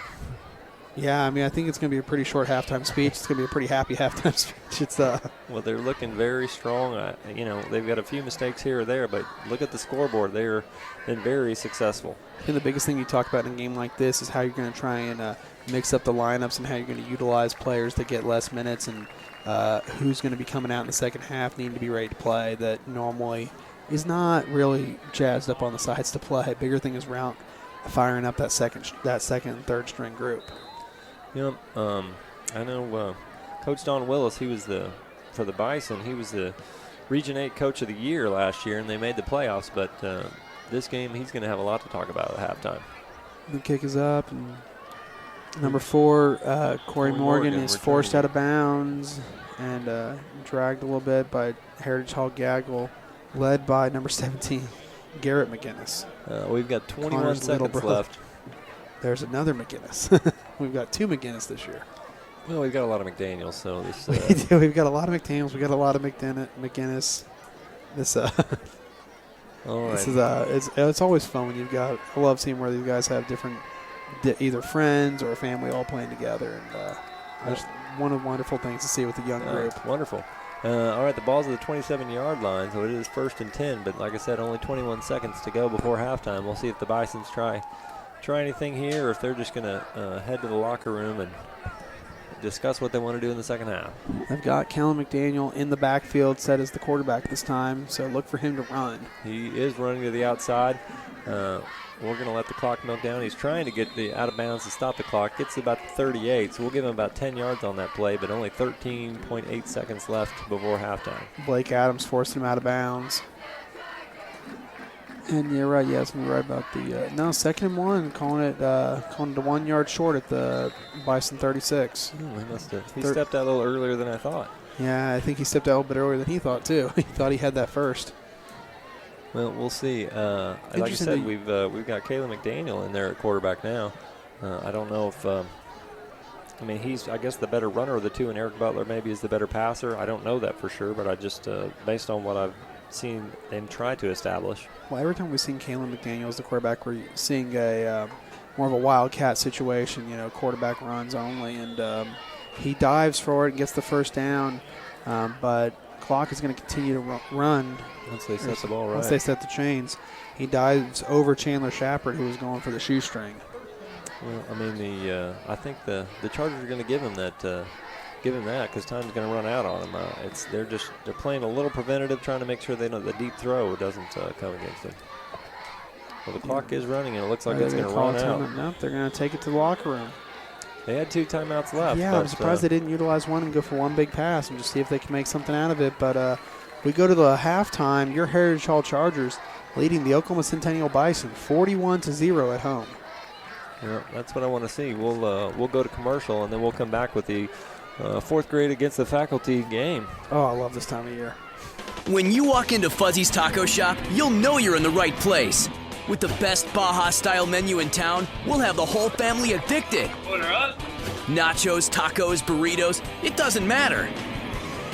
It's like an explosion of flavor in your mouth. We know you've had a long day, and you deserve a break. So, bring the crew to one of the Fuzzy's Taco Shop locations in Norman, Oklahoma City, or Stillwater. Welcome to your new addiction. Eat me. All right, welcome back to Pop Murray Field. Your Heritage Hall Chargers winning 41-0 against the Centennial Bison. Everything has gone exactly as planned. Coach Boger couldn't have drawn up any better.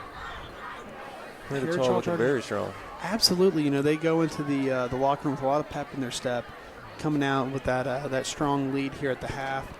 A lot of clean football. We talked about both teams wanting to minimize mistakes, wanting to minimize turnovers.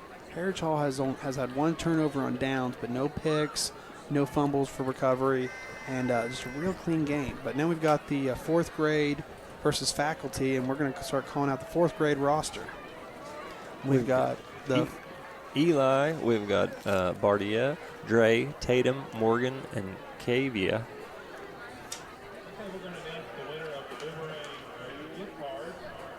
And then continuing, we've got Larry, Jet, Esha, Aiden, Annie, and Esther. And then we've got Cole, Avalon, Sophia, Sam, Ori, and James. We've got Rowan, Jackson, Coulter, Ian, Maddie, and Farah. I swear I'm too tongue-tied today. Sebastian, Ethan, Amelia, Olivia, Macy, and River. Now let's meet the teachers.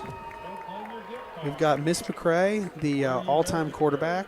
Miss Hafferty, who is known for having her 50-inch vertical.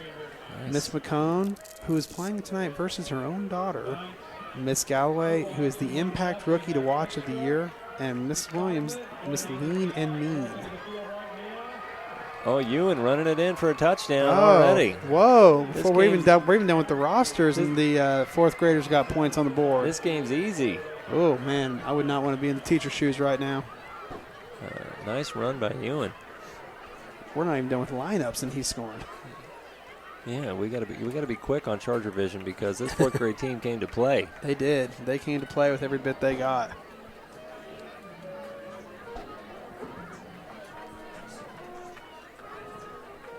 All right, we've got Mrs. Gary is the new secret weapon. Mrs. Bramble, the whistleblower. Mrs. Horn, the boss. I think you know her. A little bit. Hagawara, the TD choreographer, and Mrs. Blundell, the water girl. We had an incomplete pass attempt to the end zone from the fourth graders to set up a second down. But they are not messing around. No, they came to play. You know, like I said, the scouting report I heard was that they had been working hard, and they were ready to rock and roll. They were not going to give those teachers any quarter. Yeah, let's show this faculty what's up. Oh, quick pass. Oh, and a double pass. I'm not sure how they're going to call that. Whoa. That is the type of fourth grade trickery you are used to seeing. All right, we've got wrapping up the teachers, Miss Paul, who is the Heisman Trophy contender from this team. Miss Lead, who runs 40 and 4 flat fourth graders. Say that 5 times fast. And finally, Miss Highfield, who is trying very hard to not get hit tonight. We're going to try to keep while it playing fair. center. Oh, a handoff.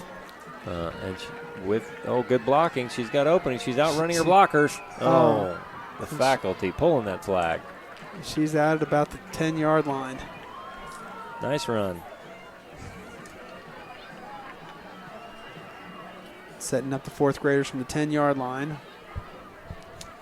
I guess after that first tee to play a little bit of make it, take it. I'm not sure how they're what the rules are of this flag football game. We're kind of winging the halftime show. We are a little under the gun on this one. All right, and the faculty lining back up. They're lining up on offense for the first time. Yeah, Miss Highfield with the ball. Playing center while trying to not get hit. That's a hard thing to do. It is. Center on the line is where all the action is. Oh, the faculty. There's lots of trickeration. The deep throw. Oh, almost picked off. Had an open receiver, just couldn't quite deliver the ball. No, the fourth graders almost picking that one up, though. Nice vertical. But was that the 50-inch vertical that we saw, or was that one of the teachers had that 50-inch vertical? It was one of the teachers that they listed with a 40-inch vertical, or 50-inch. You're right. Yeah, able to leap for a fourth grader in a single bound was the tagline, I believe. But one of the fourth graders trying to leap a teacher in a single bound. Yeah, very nice play to bat that down. Faculty lining up under center. Looking to throw. Oh, it's a fake. Statue of Liberty. Trinity Guadalupe Hidalgo. Oh, she's hemmed in. Can you get her flag, though? They can't get the flags off her. She is going. Oh, but she's tackled. Down. They couldn't get the flag off, but she ends up going down. And that'll set up the faculty inside the 10. Nice run, though. I'll have to say that. The faculty cut back and headed into the action, was still able to weave through traffic. That's a lot of cuts in flag football to not get your flags pulled, to be honest. I mean, amazing nobody got a hand on a single red flag in that one, but the faculty continue to, or yellow flag, faculty continue to move. They don't seem to be getting them the yardage that I thought they would, but I'm not sure what the rules are. I'm thinking the rules are all plays start from the 20, and you get 4 plays before you turn it over, is the feeling, and then a little bit of make it, take it. I see. Is what I'm assessing as we watch this, but I could be very wrong. They have. Wouldn't be the first time. Faculty still going, whoa. A little pass. Little top off pass. Spinning. Her flags are still on. But, no, they got one. They got one off her. Okay. Yeah. They got it pulled off her flag belt. Oh, yeah, we got a little bit of celebratory tackle dance there. Yes, I like it. I like it. I like the spunk. Enthusiasm. The fourth graders having a great time out here tonight, and like I said, they're not going to give the faculty a lot of breathing room. Oh no, they're going to do everything they can to shut those teachers down.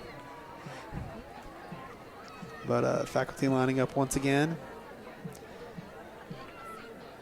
Snap. They're going deep. They're going very deep. They're throwing it in the end zone. They're throwing it very deep. Short. And the pass is short. Not entirely sure the intended receiver on that play. Anyone that gets their hands on it is the intended receiver. All right, looks like we're bringing in a new fresh unit. We are. I think we're bringing in the second team for the fourth grade class. We've got 2 separate groups. We've got on the fourth grade class both. I can't sift through paper today. We've got both Mrs. Bradford's class and Mrs. English's class. So kind of mixing it up here now with the second lineup. All right, we'll see if they can score again. I know Ewan got the first one. Yeah. Yeah, nice on the first play of the night. Deep ball in. We'll see what these guys can do. Everybody going out for a pass. It's a short pass. Oh, you're not going to catch him. No, he's got speed and he's got blockers. He's walking the tightrope. He got to about the 2-yard line. He was walking the tightrope, trying to go down the sidelines. So close, and actually forced out of bounds before they can even get a flag. The sunglasses. Oh, those are his glasses. I thought they were sunglasses. I was going to say, with our lighting issue, those aren't going to help him. Yeah, but I think those are legit. I think those are prescription. 4th grade lined up once again off the 20. Yeah, I'm feeling that every play is off the 20, so there's definitely a 20-yard line start rule. Well, they're trying to hand it off. Oh. Trying to hand it off. Oh, a loss on the play. Stuffed in the backfield. Oh, a little celebration by the faculty there on that tackle. Yeah, a little bit of issue there on the handoff, though. I know the 4th grade have a faculty quarterback, and their handoffs have been a little off tonight. They need to work on their timing. They really do. The passing's been pretty good, but the backfield work could use a little bit of love, a little tank love. You know, we could all use a little tank love. He's impressive. Oh, looking to throw. Wants to launch deep. The ball is going to the corner. Oh, almost picked off. They had the defender and the receiver right there. Neither one of them wanted to bat enough. Bring the 4th grade out for, I believe, their final offensive play of this series coming up. I may be wrong. Wouldn't be first. But lining up in hull, trying to figure out what they want to do on this play. Like I said, I think it's going to be their last play before turnover. How they want to go deep on this one. You always want to go in the end zone in flag football. It's always a good rule of thumb. You don't want to have to run it with flags on your belt. Let's see what they draw up here. This is a long huddle. It is. This is a very long huddle. I don't know how deep the playbook is, but I think it's deeper than we anticipated. I told you, they've been working on this one. I think they've got a good 15, 20 pager there. They might have had to put that on one of the iPads. They don't know who's got the ball. It's just a bunch formation. Team run. I like it. We got him. One of the guys running out. Oh, they pulled it off. Oh. Man, they had the wedge working. That's an old school football. That is. That's not something you see pulled out very often, but a good play concept for flag football. You got to get through a lot of flags to get to the ball. It looks like the faculty's going to get a chance to go on offense now. We'll see if these 4th graders can shut them down. We will see. We got a couple of guys over there doing some push-ups, getting warmed up. Mercy's showing off now. I know, right? They're celebrating before they're even in the end zone. Oh, it's a reverse. It's a fumbled double reverse. Oh, this is trouble. This is big trouble for the faculty. And she throws it. And it is picked off. Picked off by the Connor McGinnis playing quarterback on one side and defense on the other. I've seen that before. And that will set up 2nd down opportunity for the teachers. I'm not sure who it is, but it was a great pickoff, and I know she's not a 4th grader. No, she's not. We've got a very diverse 4th grade, very large 4th grade team out there. I feel like our numbers are a little over the line. I'm thinking we got close to about 16 on the field. Yeah, but that's all right. They're having fun. Oh, they're having a great time. No, this quintuple reverse they're running is this faculty reverse. Oh, she's at the outside. Is she going to make it in? Walking the tightrope. She's got it. Touchdown, faculty. And then it's all tied up. Oh, a little celebration out of the fact, a little spiking. Is that legal in high school football? I don't think it is out of the faculty. We'll give them a 15-yard penalty. Yeah. Nice run. So when one of the kids does the big victory dance, we got to give it to him. Sure. It's okay if a kid does it. Exactly. Faculty. No.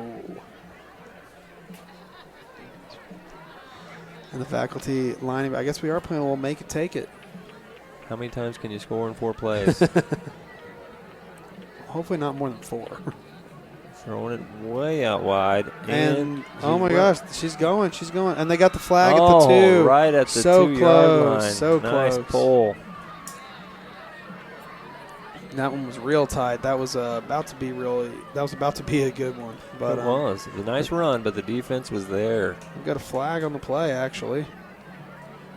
No, describe that because it's flag football. I don't know. I'm just looking at the screen. I just see a flag pop up. There's a flag on every play. There's about 75 flags on every play. Faculty lining back up at 20. Yeah, they've shown some offense. They've got some skills. They have. They've been working too. I mean, they've got coordinated uniforms and everything. They're ready. Throwing the bomb. It's Throwing caught. It's about the 10. Can she get away? Can she get there? I think he's got the flag, yeah. He's got the flag at the 5. Nice defense. To the faculty's credit, their problem has not been getting the ball to the end zone. It's getting past inside the 5 without their flags pulled. They're doing a good job of getting inside the 5, but they're getting stuffed usually around the 3 to 5 yard line. All right, we've got a fresh unit coming out. Yes, we got the blue team coming back out for the students. The students leading the faculty 7-6 currently. Maybe this is a congratulatory pep rally. I don't know. It looks like that might have been the end of the game. Hard to tell, but always fun at home having the faculty 4th grade game. One of my favorite things. Well, the to watch. teachers really, or the teachers enjoy it, but the students really enjoy it because it's their time to show their stuff. It's the one time that they can kind of go against their teachers, and it's encouraged. Right. The rest of the week, you got to do this. When you get on the football field, you go show them who you think is boss. Definitely. What else is going on at Heritage Hall? We've got the Charger volleyball squad competed at Lincoln Christian Tournament in Tulsa last weekend. The girls won their Friday match against PC North in 3 straight sets, 25-22, 25-22, and 25-18. On Saturday, the ladies bounced Mount St. Mary's in 4 sets, 25-17, 22-25, 26-24, and then 25-19 was the scores of that. In the title match, the Chargers dropped a tough one in 4 sets to host Lincoln Christian, 22-26, 22-25, 25-19, and then 26-28 for the 4th game.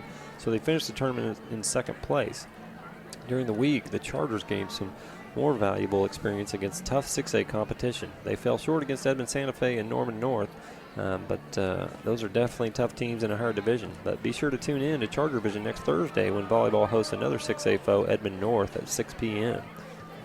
Always proud of our Lady Chargers here, always doing great things for Heritage Hall. They are. That volleyball team is a force to be reckoned with. They've been number 1 for a long time, and they dropped a little bit, but they were because of the losses, but they're playing 6A competition, so you have to give them credit for even putting them on the schedule. Oh, absolutely. They don't shy away from any competition. There is no group that they can put on their schedule that they're not going to go out and play with every bit of tenacity that they have. Been a great part of the athletic program here at Heritage Hall. Well, I think we've got 4 minutes, 42 seconds left before halftime is over. And what we'll do is throw it to commercial, and then after that we'll do the quick recap of the scoring. We've got your Chargers 41, the Bison 0, and we will see you in a few minutes. It's been a long time coming, but it's finally here. Right now.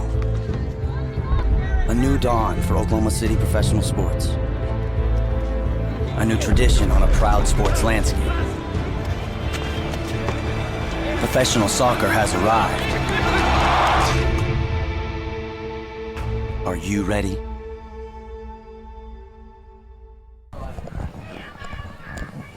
Welcome back to Charger Vision. We are just here watching the wrap-up of the 4th grade faculty showdown at Pop Murray Memorial Field.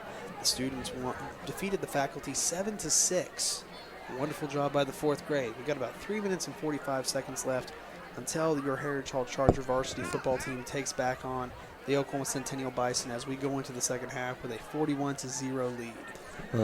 I'll give us a scoring recap. It's been all Chargers all the time. We've got Dawson Evans with an 18-yard touchdown catch, which made it 6-0. Andrew McDonald with a pick 6 ran for 30 yards into the end zone. An excellent play by him. Tank Love with a 56-yard screen play made it 20-0. Then Tevin McDaniel on an 8-yard run. It was a pitch from Connor McGinnis. Made it 27-0. And then Tevin McDaniel running across the middle with a 20-yard catch, made it 34-0, and then Connor McGinnis just ran it in right before halftime on a 4-yard TD run, and we are at 41-0. Your Heritage Hall Chargers winning. Heritage Hall Chargers have an outstanding start to this game. Second half coming up, we expect to see some different faces on the field, but we expect the strength of play to continue. Played a wonderfully clean game on defense as well as offense. No turnover, 1 turnover on downs, but no picks, no fumbles.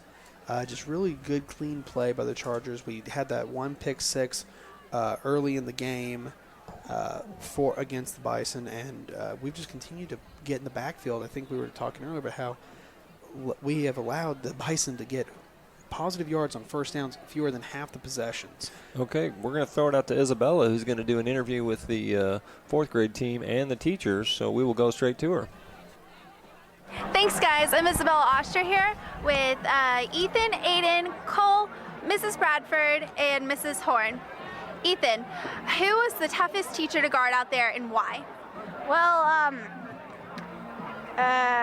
Miss Halfordy, I think, because she was pretty good at running when she got the ball. And eventually we got her, but at least she didn't score. All right, thanks, Ethan. Hey, Aiden, how did you prepare for a big game like this? Well, in PE, we did a lot of practicing and a lot of running. Great. Cole, how do you plan to celebrate the big victory tonight? Go out for pizza? Maybe go to Disney World? I might go eat pizza with my friends, have a good time. Great. Mrs. Bradford, how does the fourth grade class stack up to previous years? They are wily and tricky and fast. They were awesome. We were so proud of them. Great. Mrs. Horn, which job is more difficult, coaching the teachers or being the head of the lower school division? Oh, probably coaching the teachers, because the students are just so naturally talented in so many areas. I kind of have to work with the teachers, but they're awesome too. It's just a win-win in the lower school. Okay, great. Thanks, guys. I'm here. I'm Isabel Ostro here, and that's it. Nice job, Isabella.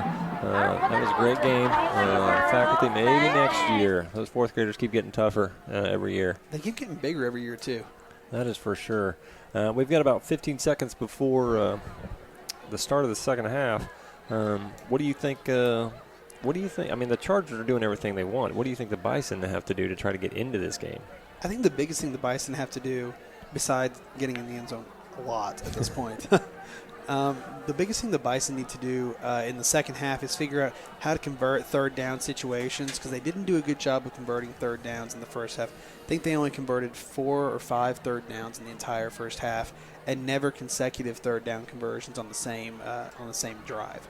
So I think the biggest thing is for them to work positive yardage on each play and not get into a 3rd and 16 situation that they can't dig out of more often than not. Yeah, I mean, you're exactly right. Between the way the Chargers are getting into their backfield and the penalties, it seems like they're always way behind the chains, and it's hard to generate any momentum on offense if it's always 3rd and 15. And that's what it seems like they've been running up against. It has, and our the Heritage Hall defense, to their credit, we've done a great job of getting into the backfield, which has really minimized positive yardage on first and second downs, which creates those third and long situations. And the Bison are just showing that that's not their strength. I think their strength is probably, from what we've gathered, is if they get opportunities in the backfield, is 3 to 5 yard gains per play, not an 18-yard gain on a single play. Right. But since we're not allowing them the 3 to 5 on the first 2, and we're causing negative yardage, they're really into these deep holes. Yep, you're exactly right. They just have not been able to get going. I am not upset about it. The Chargers are playing wonderfully. The defense has been very sound, not letting anybody get to the outside. It seems like hardly any positive yardage plays at all, frankly, for the Bison. And the Chargers on offense I feel like they're not doing anything too risky, but they are scoring, not at will, but what seems like it will. Absolutely, and I think in the second half what we're going to see is more long pass attempts by the Chargers, probably different backfield formations, and we're going to see them fling it out a little bit. Now they've got a little bit of cushion and they can take those risks. We're going to see more deep ball. I know Cal Walker had the big deep ball of the night thus far, but it's not going to be the last one of the night. Yep, I mean the Chargers, I think we're going to end up seeing some new faces playing in the second half, as they currently have this game. They're certainly in charge of this game, and I like what they're doing, so we'll see what they do in the second half. But they're looking strong so far. Absolutely. Inside a minute to kick off, both teams, special teams, getting lined up to head out on the field. Dawson Evans going deep for the Chargers. as the Chargers set to receive. Looks like we're going to have Dawson Evans and Bryce Sobranis. Bryce Sobranis is showing a lot of skill early on this year. A lot of quick feet, and like I said, for his size, absolutely no fear. One of the smallest guys he's just on a freshman, roster. right? I think he actually is pound for pound the smallest guy on the roster this year, but not an ounce of fear in him. Yeah, you wouldn't know it. I think part of the problem is also with the Bison, they're kind of, I say, rotating quarterbacks. They started with Eric Butler, which was a surprise to us as he's just a freshman. And we know that Caleb McDaniel has a lot of skill, but the coach wanted to go with Eric Butler for a while. They couldn't seem to get into an offensive rhythm, and then right before halftime, they did stick in McDaniel under at quarterback, and he got some positive running yards, but they just can't seem to get anything going. I expect to see him playing more in the second half. As we were watching in the first half, he played primarily in wildcat situations, and Eric Butler playing more as your conventional quarterback, but the only positive yardage first downs we've seen were a few of those wildcat situations. So I'll be surprised if the Bison don't bring out McDaniel as a wildcat quarterback or an option quarterback on more first and second downs situations in the second half. Well, the Chargers are going to start on offense first, assuming the kickoff goes as planned. And so we will concentrate on the Chargers offense, and hopefully they'll keep moving it down the field. The punter, Joe Wheeler, has not seen the field. I think he may be asleep on the sidelines at this point. He's having a good snack probably. We never got a chance to call out our starting lineups tonight. The game got away from us early on. Quick run through our starting offense. Obviously, Connor McGinnis is our quarterback and Tank Love at running back. Tevin McDaniel lined up at fullback tonight with Callahan Walker and Dawson Evans lined up at receivers, and Cole McDaniel lined up as tight end. Well, the offense has played very well. Nick Hernupon, as we mentioned, is not playing tonight. That's given Callahan Walker a chance. And they do kick it off when we get the fair catch. Andrew McDonald getting underneath that at about the 35-yard line. Just once again, calling Andrew McDonald's name out there. He's had a good game on defense, has the pick six, and just made a smart decision there just to catch the ball and not try to do anything foolish with it. He has. We've seen good play out of Andrew all day. We've been calling his name a lot more than normal. He's done a good job of inserting him into situations where it needs more manpower on defense. You know, some of those plays that really require multiple sets of hands, and he's doing a good job there. Yep, we got Michael McMullen in at quarterback. Just as we mentioned, we may see some new faces, and he is in at quarterback, and we've got Bryce Sobranis at tailback at the quick throw. Oh, the throw intended for Campbell Curse tipped away. No, incomplete. Yeah, that was tipped in trouble because the ball went very high. Lots of defenders going after it, but unable to make the interception. That was a scary start. It was. That's not how you want to start the half, but trying to run that cross route. But we're seeing a lot of younger faces on the field right now. I don't think we're seeing any starters on the field that I can pick out of a lineup at the moment, so to speak. We will get some names with those numbers as soon as we can, and they're going to get some good experience tonight. Absolutely, and we've got Michael back in the shotgun once again. 2nd and 10, trying to get everyone set. That's another thing. When you're not used to playing, you're not always lined up in the right spot, and that's just one of the challenges. Yeah, and here we go with a potential false start. You're excited to get in the game. Absolutely. Looks like we got Sam Kakish lined up at center for the second team. Yep, I know we've seen Sam quite a bit last year and this year, but I haven't seen him lined up at center much. Yeah, he did some of the long snapping last year. He did. Maybe that's where they're trying to utilize him as a backup center with that long snapping experience, knowing that he can get it into the quarterback's hand. But that's where we're seeing Michael McMullen more likely to be in the shotgun with Sam at the helm. Yep, 2nd and 15. The keeper to McMullen, he's trying to break free, but not able to get free. It's going to be a loss. He is down. Number 80, with Jermaine Felix pulling Mikey down. Yeah, I mean that he was. I thought he was going to hand it to Bryce Sobranis, but he did not. He kept the ball, but they make the jersey tackle in the backfield. That's going to bring up 3rd and 18. He tries to fake it to Bryce up the middle, but unfortunately the defense read it like a book. Well, I know Mike McMullen's got a strong arm. I think we might see what he's going to do with it right here on 3rd and long. Yeah, last year we saw him line up so much more under center than this year, though. I don't know if that's trying to utilize Sam's experience as a long snapper to put him deep. He's rolling out to the right. He's got traffic out there, and they don't bring him down. He's still coming. He's coming. He's got run room. He's going to keep running. He's got run. Takes the cut up, gets to about the 35-yard line, and tackled out of bounds. Not enough for the first down, but he was able to make some positive yards after I thought it was going to be another about 8-yard loss. Tevion Taylor, number 22, pulling Mikey down just outside of right about outside of the 39. 38, 36, my apologies. A nice run by Michael and some good blocking as the play just couldn't quite develop because the Bison were in the backfield in a hurry. Absolutely. Joe Wheeler's put his shoes back on and he's on the field. Yeah, just when I said he wasn't getting any action, the Chargers have to punt. I didn't mean to jinx the offense there. I apologize. But Joe Wheeler's going to punt it away. Number 3, Caleb McDaniel is back there to receive it. Low snap. Oh, nice kick. Nice punt. Especially with the low snap, nice punt by Joe. Well, getting a good bounce. The ball is going to be down about the 28-yard line. Nice. Yeah, you had Bryce and who's that number 19? Sorry, Andrew McDonald chasing with him. Yep, that was I a nice don't know why kick. I can't get Andrew's name down. I see number 19. I know it's Andrew, but I can't get it down for some reason. We've only called it 46,000 times tonight. Tonight he's all over the ball. He is. He's getting himself into a lot of good situations tonight. But as we said, we suspected, we're seeing a lot of more of the second-team offense, and now we're seeing quite a bit of second-team defense too. Number 52 coming off. We still don't know who that is. Yeah, we will be looking for updates on rosters next week. We definitely will. But we'll call out the guys as we can. Let's see. Yeah, we've got McDaniel playing quarterback. The Bison running in another lineman who... number 85, who's also not on our roster. All right. McDaniel with a handoff to number 6, Cameron Wesson. And he's brought down hard by number 56, Charlie Walker. Well, not much there. Charlie Walker, a new addition to the team in the last week or two. Great tackle there. Yeah, good size, gets in there and makes a difference on the play. That's going to be second about 7. They're going to give him 3 yards on that carry. And the Chargers are going to line up. They're doing a good job of not encroaching. I think we're going to see really productive play out of our second-team defense, though. Running smart play, not getting too deep, playing good man-to-man on the sides.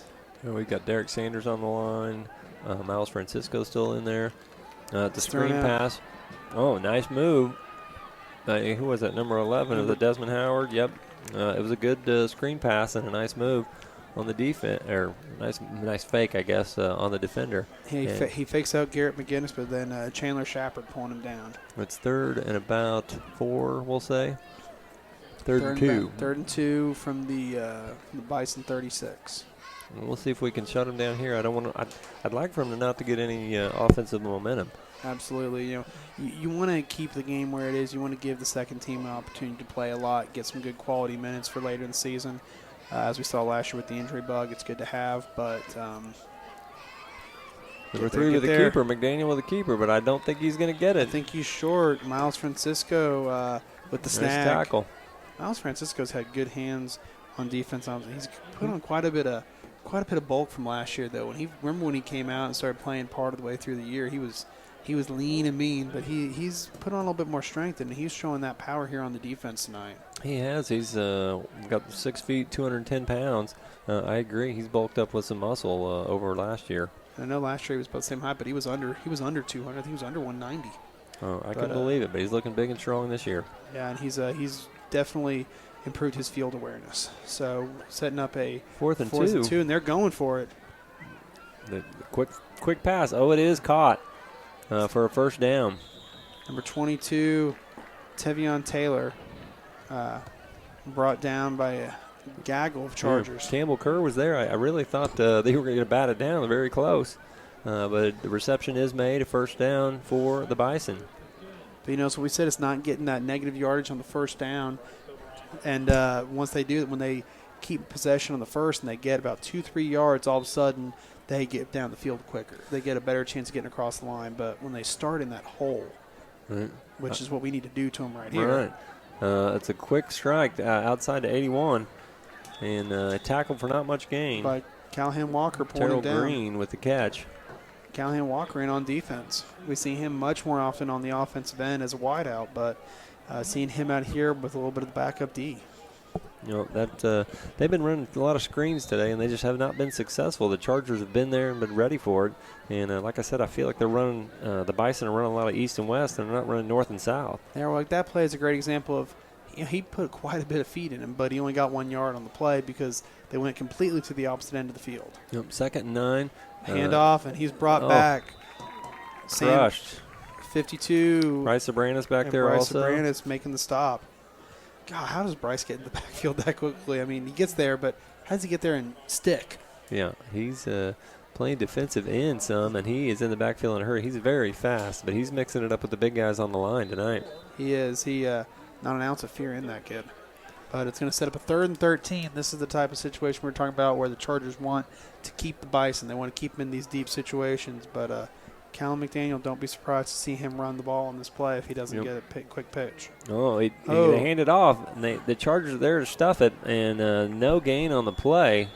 Who was the runner? I did not get a number. Well, he was engulfed by a lot of blue Heritage Hall jerseys before I could see who it was. Eric Butler is the runner. Interesting play.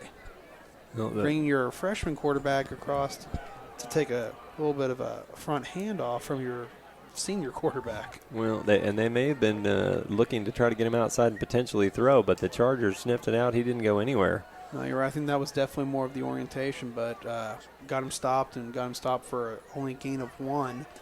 And 4th and 12. We got Callum McDaniel lined up as the punter. We've been seeing Corey Morgan as the punter, so don't be surprised to see a fake punt. Is that Chandler Shepard back there to receive? I can't quite see the number. Yes, it is. It's over his head. 21, Chandler Shepard. He just stays away from it, which is a good decision. That's the best punt the Bison have had all night. Because interesting. They've been using Corey Morgan all night, but he hadn't probably had more than 20 yards on a single punt. Pretty good punt there out of Callum McDaniel, and it's going to start the Chargers back on their own 20-yard line. Yeah, that was a good punt. That's probably the best one we've seen from the Bison. Correction, I'm still out of lights. 10-yard line. We're still sitting without our lights. Yeah, Chandler Shepard probably, not wanting that to get over his head, but that's the deepest punt they've hit all night. So he was in the right spot based on what he'd seen in the first half. Absolutely. Start Chargers deep for this drive. Ball on the Charger 12, 1st and 10. 6 minutes left here in the third quarter. McMullen's in at quarterback still. But, yeah, we are kind of in the dark as far as the numbers. Bryce has the ball, and Bryce has got room. Oh, and he's down at about the – I'm not even going to try and guess it. I think he got about 5 yards. I think he got about 5-6 yards. 5 yards. He's fast out there, I can tell you. He gets the ball and he moves in a hurry, weaving through traffic.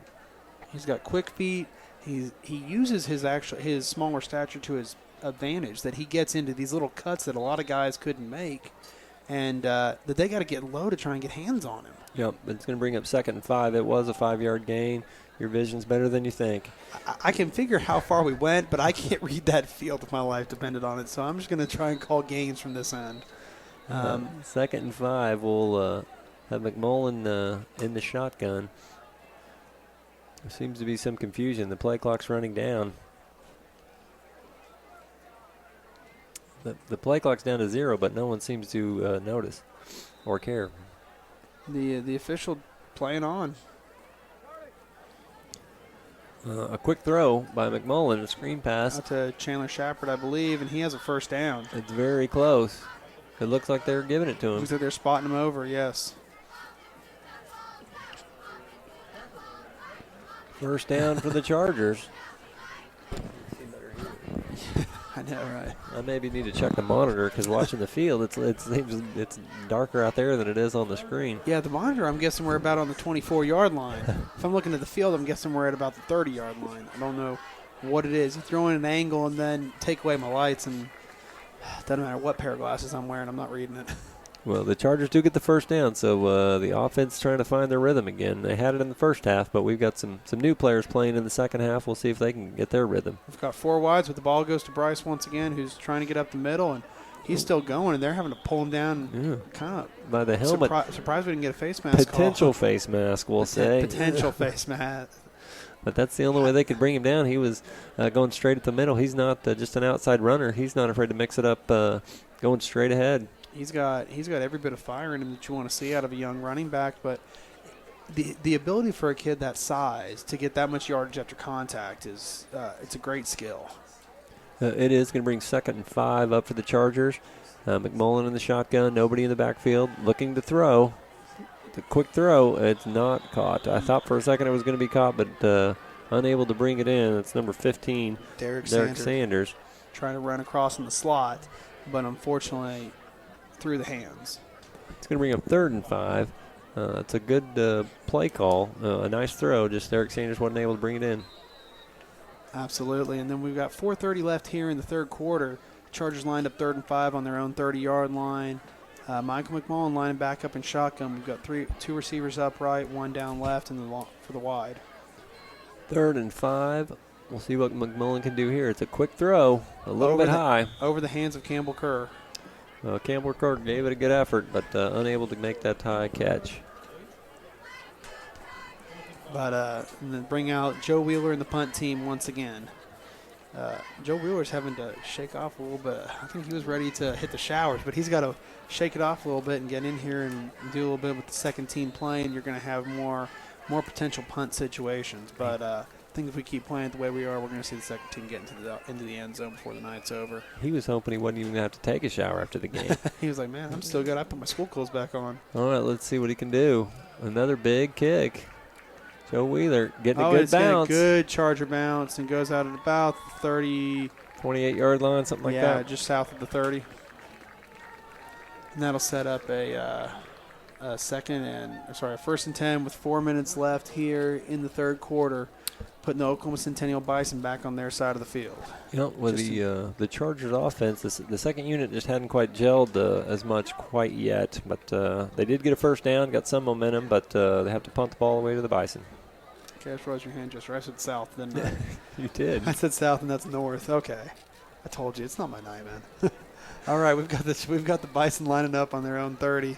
I wasn't going to say anything, just pointing. No, I know, but also it took me a second. I was like, what's he pointing at? Oh, yeah, that's north, isn't it? All right. Hey, at least I didn't say east. This is going to be the starting defense, although I'm not sure how many of these players are in. We had Jack Ross, Tevin McDaniel, Blake Brigham, Cole McDaniel, Tank Love, and Andrew McDonald was the first unit that was in that played in the first half. We're seeing some new faces in the second half. Bryce Abranis getting in there in a hurry. Cameron Weston is the ball carrier, but Bryce getting in there and kind of clipping his arm and shaking him off down. Nice play. Very nice play. Loss of yards, loss of good 5 yards, set up 2nd and 15 from the Bison 25. Very nice work by Bryce Abranis. He's playing, like I said, he can cover a guy if they bring out an extra receiver, but he's playing kind of a defensive end, and he can get in the backfield in a hurry. He is. I don't know. He's just. It's kind of interesting. You know, he's obviously the second string for Tank, but he's playing a lot like Tank, just without the same size. With 80 pounds less. Yeah, with about half the size. All right, the quick throw to number 11, Desmond Howard, and he's trying to get positive yards, but they're just not there. He's brought down by number 78, Trey Marion. But, he's, like I said, it's about half of a Tank. But the thing that's so nice about the way he's playing it is he's playing really good, clean ball that as he continues to put on size and he utilizes that skill set of yardage after contact and quick time into the backfield on defense, he's going to be a big player. He is. He's only going to get bigger and stronger from here. All right, I'm not sure. We've got third down and a long way to go. It's a quick throw. Almost intercepted. Picked off. Number 66, Jack Dennison, trying to pick that ball off and almost gets it, but he kind of slides down while his hands are on it. He was watching the receiver. The ball was underthrown. He had a chance at it, but he had to react pretty quickly once he realized where the ball was. He was guarding his man, didn't realize the ball was going to come more towards him, that he had enough space between him and the receiver to get the ball. But he did a good job because he had his target where it needed to be, which was on the receiver, in case he got the ball. There was going to be no yards after catch on that. Chandler Shepard deep, waiting for the punt. We got to watch out. McDaniel got a hold of the last one, and we'll see what he does with this one. He's got a decent up on that one. It's not quite what it is. Oh, Chandler goes it, and it bounces forward off his hands, but it's looking like Jack Dennison landed on it. Well, that's a good awareness. The ball came loose with Chandler Shepard trying to make the fair catch, but that after the big punt before, it was this punt was a little shorter. He was trying to run up on it and couldn't quite get there. We'll see what the penalty is. Yeah, it's probably going to be a yardage or movement after a fair catch call. I know, but he didn't catch it. Oh, I know. Probably nothing major, but yeah, I would expect. But you never know. You never know in these games what's going on, that it's just hard to see out of a booth. It definitely is. We've got 2:44 left here on the clock in the third quarter, and the Chargers going to start at midfield on the kicking team. Yep. Maybe a hit on the intended fair catch. Yeah, I guess so. Well, that's just more positive yards for the Chargers. We like it. We like positive yards. That's going to give them the ball on the Bison 35. It's a good starting spot. It's a great starting spot. Gives this group a great opportunity to get in the end zone here in the third quarter. We've got Derek Sanders in the backfield with Bryce Sabaranis and McMullen in the shotgun. Yeah, first time we've seen Michael running with a two-back formation. Oh, they're keen on it. The Bison are trying to get back there. He's McMullen keeping keeps it. it. He's and going. Gets to the outside. Nice cut back inside. He's got the first down and a couple of yards to go with it. Gets to about the 22-yard line. That was a nice keeper. They thought we were going to run up the middle, and they had a lot of people in the box. But McMullen busted to the outside for a nice game. He did. You know, we always talk about Connor's versatility as a quarterback to run. We've seen this before out of Michael. He's got a great skill set as a runner. But he has such a powerful arm that when he's in, we don't see him running as often. We see him throwing the ball more. But when he gets the opportunity and he takes it, he can turn it on and move up that second gear quickly. Yep, that was a nice run there for positive yards because there was a lot of defenders breathing down his neck. He moves over Derek Sanders, and he's in the shotgun. Gets it, looking to throw here. Back. The pressure's on. Throws it over right to in the Bryce middle to Bryce Sabaranis. Sabaranis. Getting to the outside. Cuts back up. He's got the first down, and he's going to be brought down just over the first down by number 1, Danquan Howard. About the 15-yard line. That's a nice throw and catch by McMullen to Sabaranis, which we're going to be saying that a lot over the next few years. You can tell that that's a relationship they're trying to cultivate, especially with Connor being a senior. Well, there's a flag on the play. Looks like an illegal man downfield by the Chargers. It negates a positive play. They're going to march it back off that one. Well, I'm sorry to see that just because that was a nice throw and catch and a nice run by Sabaranis after he caught it. It was good yardage after catch on that play, but we're going to march it back a little bit and replay the down. 1st and 15 from the Charger 28. Let's see what the Chargers can do here if they want to try to run it or try to get their receivers and McMullen, get them, like you said, kind of build some continuity between them. And so you've got lined up at receiver. You've got Zane Wade, Blake Adams lined up at receiver along with Garrett McGinnis. Sabaranis running right at the middle. He cuts it to the outside. He's moving. He's getting around the edge. I think he could get it. Touchdown, Bryce Sabaranis. Nice. Heritage Hall, that's a nice run by Bryce Sabaranis. They go back to him after the nice gain was negated, and he runs it for about a 28-yard touchdown. Absolutely great play by Bryce Sabaranis getting into the end zone. Interesting configuration there with Blake Adams lined up as one of the receivers. It was. They're letting a lot of people in the game. They're letting them play maybe positions they don't normally play, but just so they can see some action. That was a very nice run. Well, I think with the size roster we've got this year, you're going to see a lot of guys trying out different things when the opportunities present themselves to try and create depth at positions that maybe don't have quite as much depth, if necessary, for later in the season. Matthew McLaughlin kicks extra point and is up and good.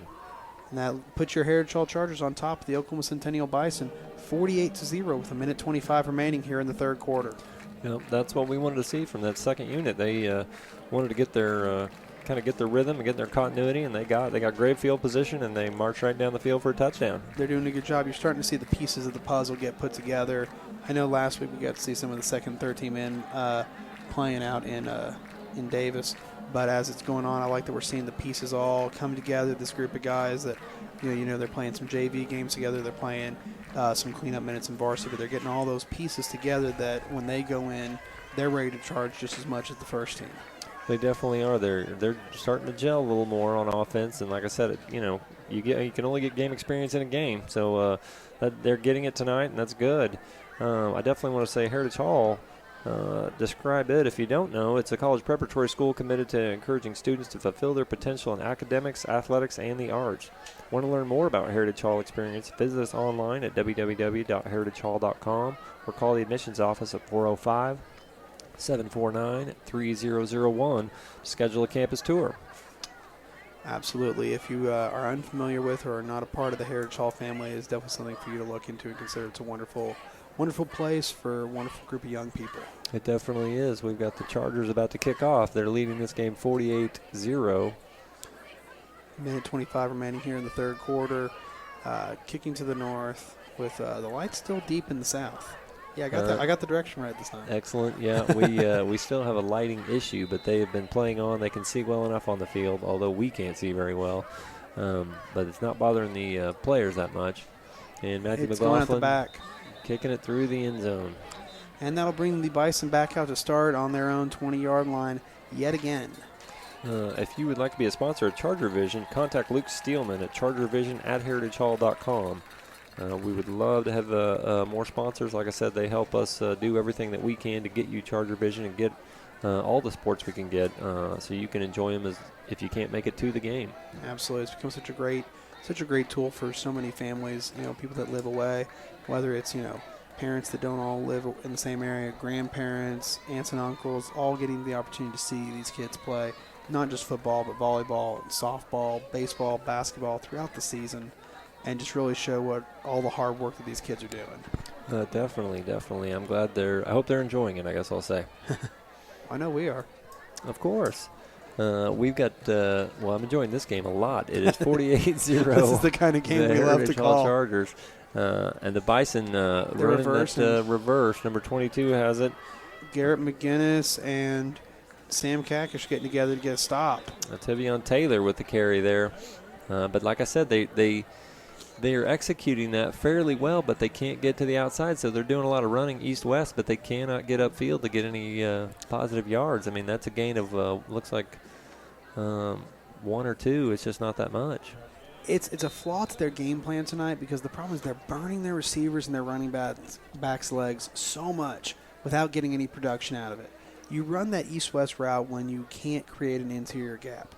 But you don't run it all night. If you're not creating interior gaps and you're also not getting anything on the east-west hooks, that's when you got to start looking to put the ball in the air more. And we've seen very little of that, almost none in the second half before this play. There's a quick throw to Danquan Howard, and he's breaking free. He's broken a couple of tackles. He's being chased and forced out by Chandler Shepard.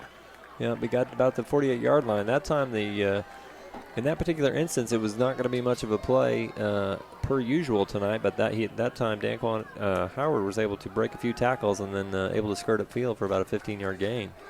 That puts the Bison back on one of their very few converted first down creations, and put them here on their own 49-yard line. Chargers looking to get a big stop here, trying to keep this Bison the Charger shutout. Yep, Caleb McDaniel is the quarterback this half, and he's had a lot more success than number 2 Eric Butler.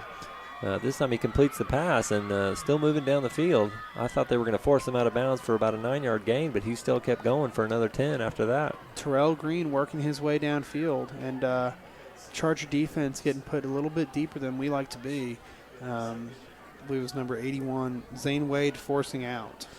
Yeah, I mean, they're starting to have a little more success on that. I'm not sure if it's a tackling issue or the defense not being as sound based on the guys that haven't been playing as much maybe as the starters. Absolutely, and it's just a little bit of holes created when guys haven't played as much, and they're playing against the starting line for Centennial right now too. Centennial has not gone deep yet. Yeah, the pitch outside to number 6. He's Cameron Wesson, but tackled for about 3 or 4 yard gain by number 52 from the Chargers. Whoever that might be. We've got a flag on the play though. Face mask. Holding. Holding. It's back to my dark side. Can't tell if it's full fist or open fist. But it's going to force the Bison back on that small gain. That's the Chargers. Their defense has been playing very well. Now this drive has not been their best as far as the Bison are able to move. They're moving and getting some yards this series, but all in all tonight, the Charger defense playing very, very well. Absolutely, it's going to put the Bison back on 1st and 22 from the Charger 42.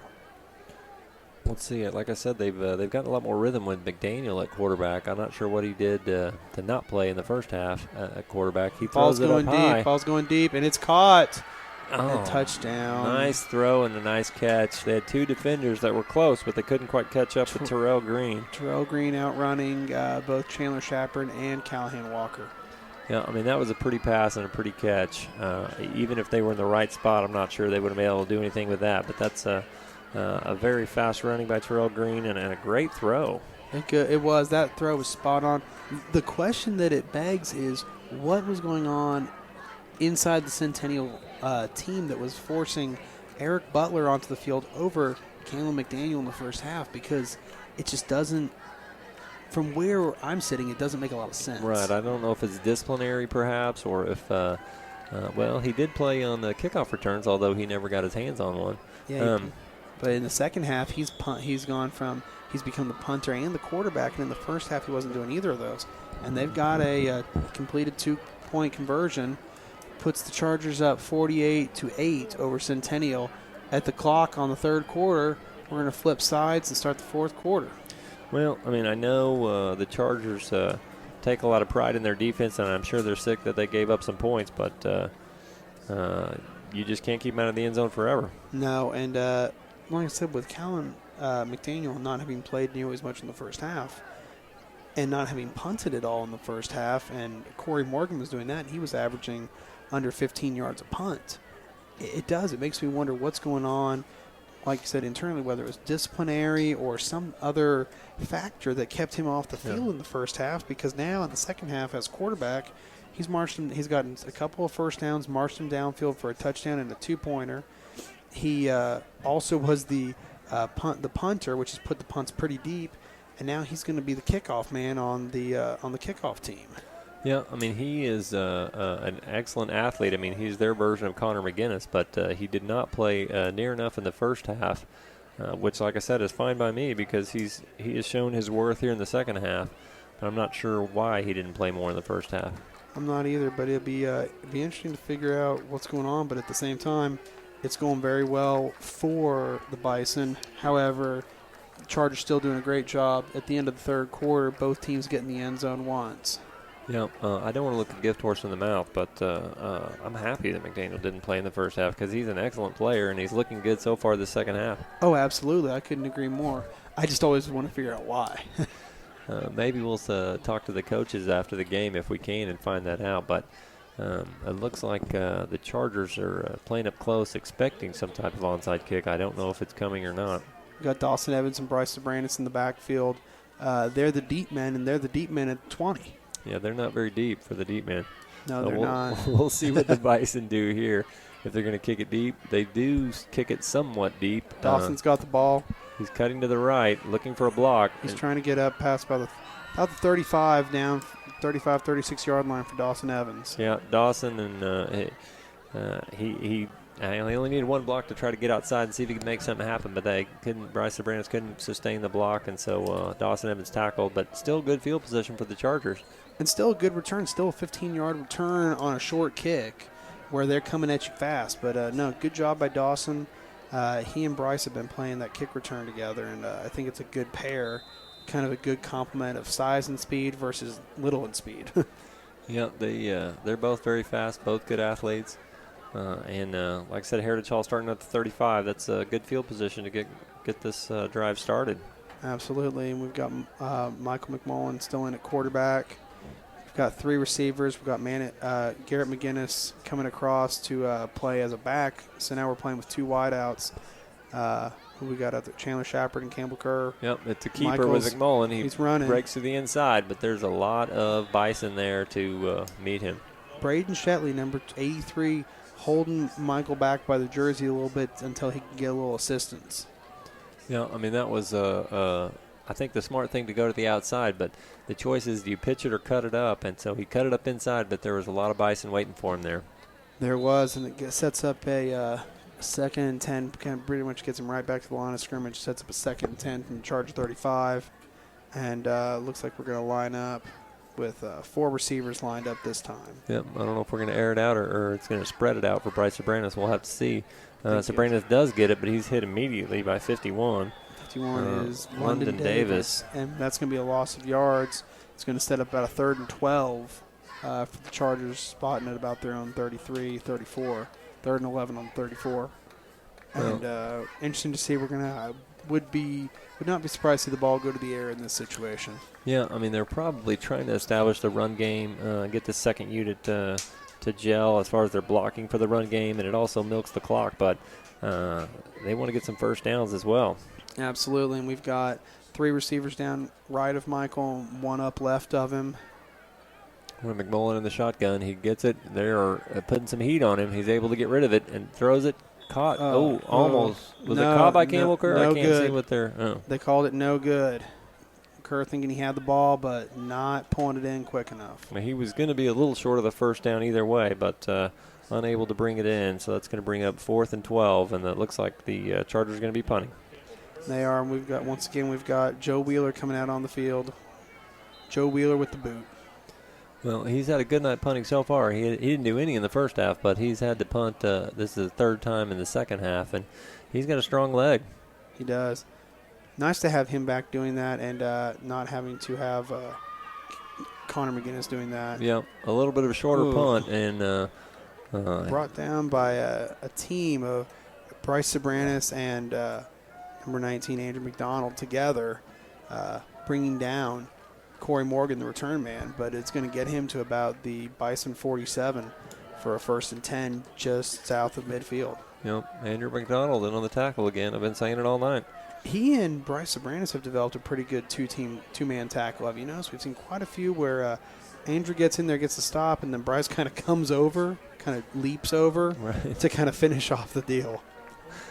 Well, that's going to give the Bison fairly good field position. They're starting at their own 47-yard line. 1st and 10, we've got 10 minutes and 14 seconds left before the end of the game. Defensive secondary pulling back, looking for the pass. A quick pass to number 11. Nice stiff arm. Oh, somebody tackled Desmond Howard. He's running free. Desmond Howard pulled down by number 54, Sam Cactus, and 20, Campbell Kerr. Yeah, that was a nice stiff arm. He got it right in the face. That was a nice offensive move. But like I said, the second unit is letting them get outside a little more often than the first unit. They're having some success with their screens and such. But absolutely, they're utilizing the wide field on the second team a little bit better than they were on the first team. But sets the Bison up for a 1st and 10 from the Charger 38. But we'll see what they do, see if they air it out, or if they kind of keep going to these out in the flat passes, these screen passes. Yeah, two motion. Yeah, McDaniel in the shotgun, and he's looking to throw, and he does Garrett throw. McGinnis with the hit, but it's picked off by 21. Chandler Shepard. No, he was. I can tell you, McDaniel was hammered when he threw it. Oh, they're throwing a flag on it. I don't know what they're going to call, but he was hit hard when he got rid of that ball, and it went straight up. We'll see what the call is. Nice grab by Chandler Shepard.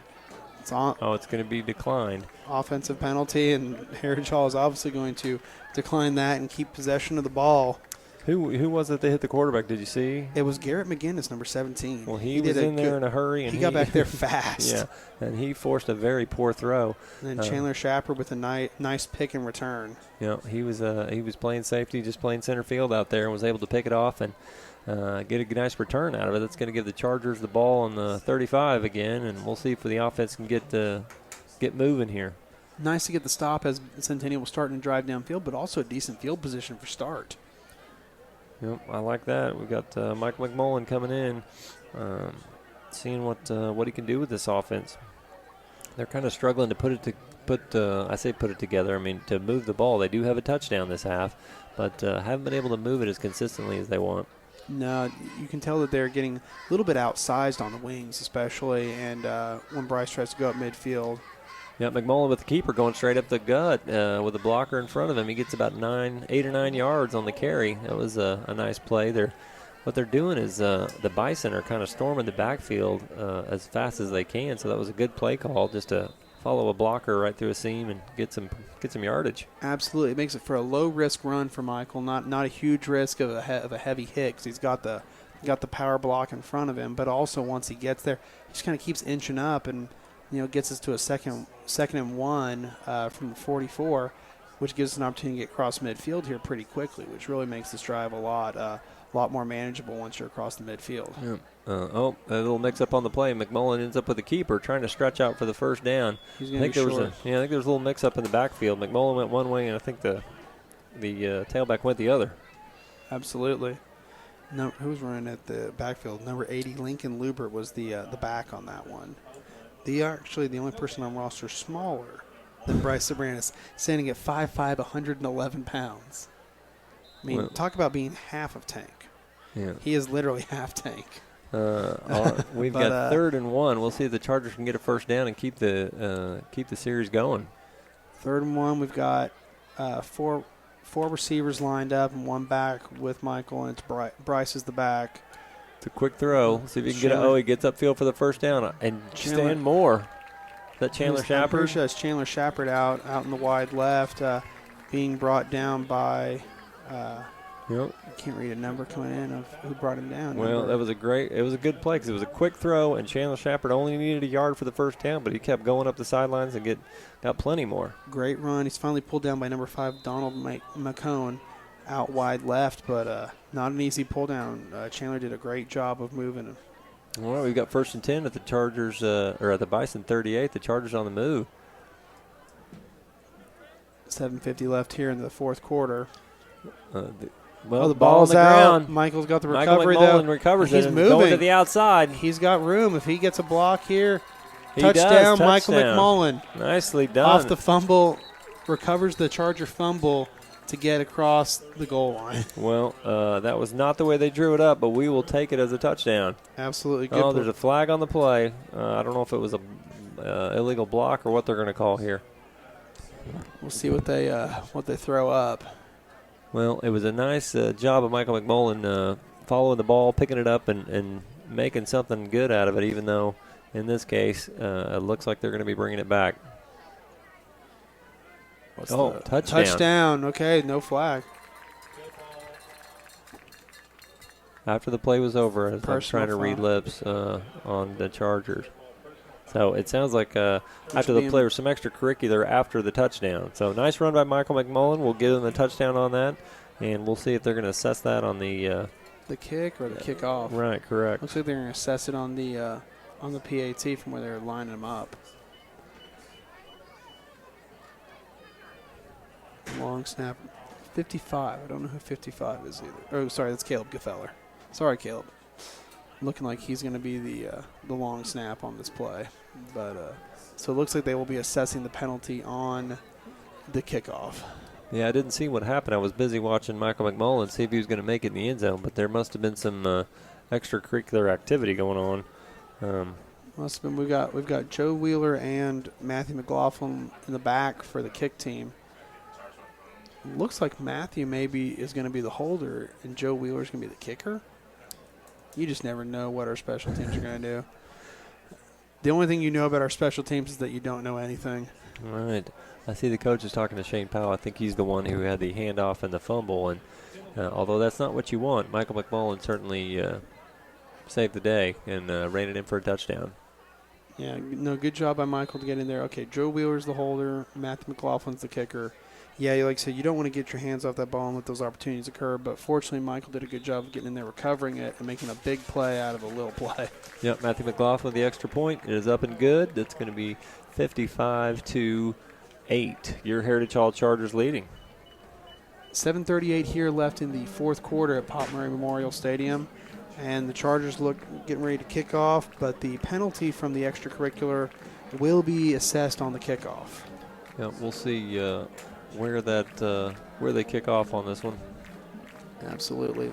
Take a moment here to thank any sponsors that we have not, had the opportunity to thank yet. We want to thank, obviously, one of our returning sponsors, the Steelman Clinic. Steelman Clinic, where losing weight is a winning game. To get in the game, call 405-755-4600. And also, if you haven't had a chance, you need to get by the Charger Corner campus store. They have all the clothing accessories you need for your Charger pride or your Charger relatives. And did you know that everything that you spend at the Charger store goes directly to teachers' classrooms and programs like Charger Vision? Stop in between 10 a.m. and 2 p.m. on school days and see what you can get to show off your Charger pride. We're both wearing Charger shirts tonight that we got at the corner store. I certainly recommend it. Yeah, the ironic thing is our wives both bought both of these without us and bought the same shirt. Yes, but we call it now our uniform. It is for the now. games. It is now unofficial uniform. We wear it with pride. We wear what was brought home. No, but they have wonderful things, and there's all sorts of things for all the Charger family. They do koozies, football, sweatshirts, shorts. They've got it all. Go by the campus store. I also want to thank Heim Orthodontics for giving so many Chargers something to smile about. Call 405-755-8151 or visit okcbraces.com on the web. I want to thank Dr. Heim, everything that he does for Chargers and for others outside of the HH community. Well, it looks like we're kicking off from about the 25-yard line. Matthew McLaughlin in line, putting it up. It's high. It's high and short. See what we Kellen can do McDaniel here. has the ball. Looking for a block, but they're not there. The Chargers are covering it well. Nice. Gang tackle. Looks like the man who stayed with him the longest, though, is going to be number 21, number 20, Campbell Kerr. Yeah, well, they stand up. I can't tell if it's a 0 and a 1. We have a Charger down. I can't see what number it is at this point. Looks like it's Bryce Sobranis. But he's getting up. He's got a little bit of a limp in him. He maybe just took a little bit of a stinger going down. Hopefully he's going to be okay. He's been playing a lot tonight. He has. He's been playing a lot. He's been very productive in his time on the field. Well, we also want to thank our newest sponsor, RS Fuel Convenience Store. Make a pit stop on the south side of Memorial Road between Portland and May Avenue. High performance fuel for your car and for you. Sitting here with 7:30 left in the fourth quarter. Chargers up 55-8 over Centennial, and lining up on D with the Centennial Bison. First and 10 from their own 38 after a high kick from Matthew McLaughlin and a short return by Kellen McDaniel. Yeah, McDaniel with a handoff, but there's nothing there. The line got back there for sure this time in a hurry. Was that Charlie Walker 58? Or 56? Oh, 56. Excuse me. Charlie Walker getting in the backfield. Well, along with whoever done. 52 is, because 52 we've been calling his number all night, and we don't know who it is. Well, our apologies. We'll try to get that remedied. We will get that information before next week. Whomever that is, he's doing a fabulous job. He's having a good game. Let's see. At one time, Sawyer Counts was 76. We had an issue with that last week. He had changed his number, and I don't know if he went back to 52 or not. I'm not sure who that is. Yeah, that could be. It's so hard to tell. But we got the man in motion, and McDaniel gets he's going with the screen again as we lay off, and we're trying to close fast on it. Chandler Shepard's got his feet, and he's down. Well, it was a good tackle for not much gain. That was number 81, Zane Wade, was trying to get in there in a hurry and take him down. He made him make a cut, and then the rest of the Chargers got in there. Absolutely. Good Charger team defense. 3rd and 8 from the Bison 40, and getting ready, setting out a huddle, trying to figure out what they want to run here to try and get themselves what could be their last opportunity over midfield. It's 6 minutes and 4 seconds. The clock is running. The Bison don't seem to be in a big hurry, but they're trying to, I guess, get some momentum and see what they can do to, if not this game, for the next game. Absolutely. And McDaniel drop back, he's rolling out of pocket. He's looking to throw. A little bit in front of number 11, Desmond Howard. He gets out of his hands, but Blake Adams had him wrapped up as the ball touched him anyway, so if he got it, he wasn't going to have any yards after catch. Nice, good defense by Blake. That was. He was there, but the pass was not on target. It's going to bring up 4th down. Would not be surprised to see them go for it, even though they're somewhat deep to go for a 4th down conversion, just because of time left on the clock. Right. They're trying to get some, I say, positive yards to get something positive out of this game, because the score is 55-8. They've had one long pass play that was beautifully done, but otherwise their offense has just not moved the ball very well this game. They have not. They've definitely been more efficient in the second half with Callum McDaniel at quarterback. He goes deep. Throw. Goes deep.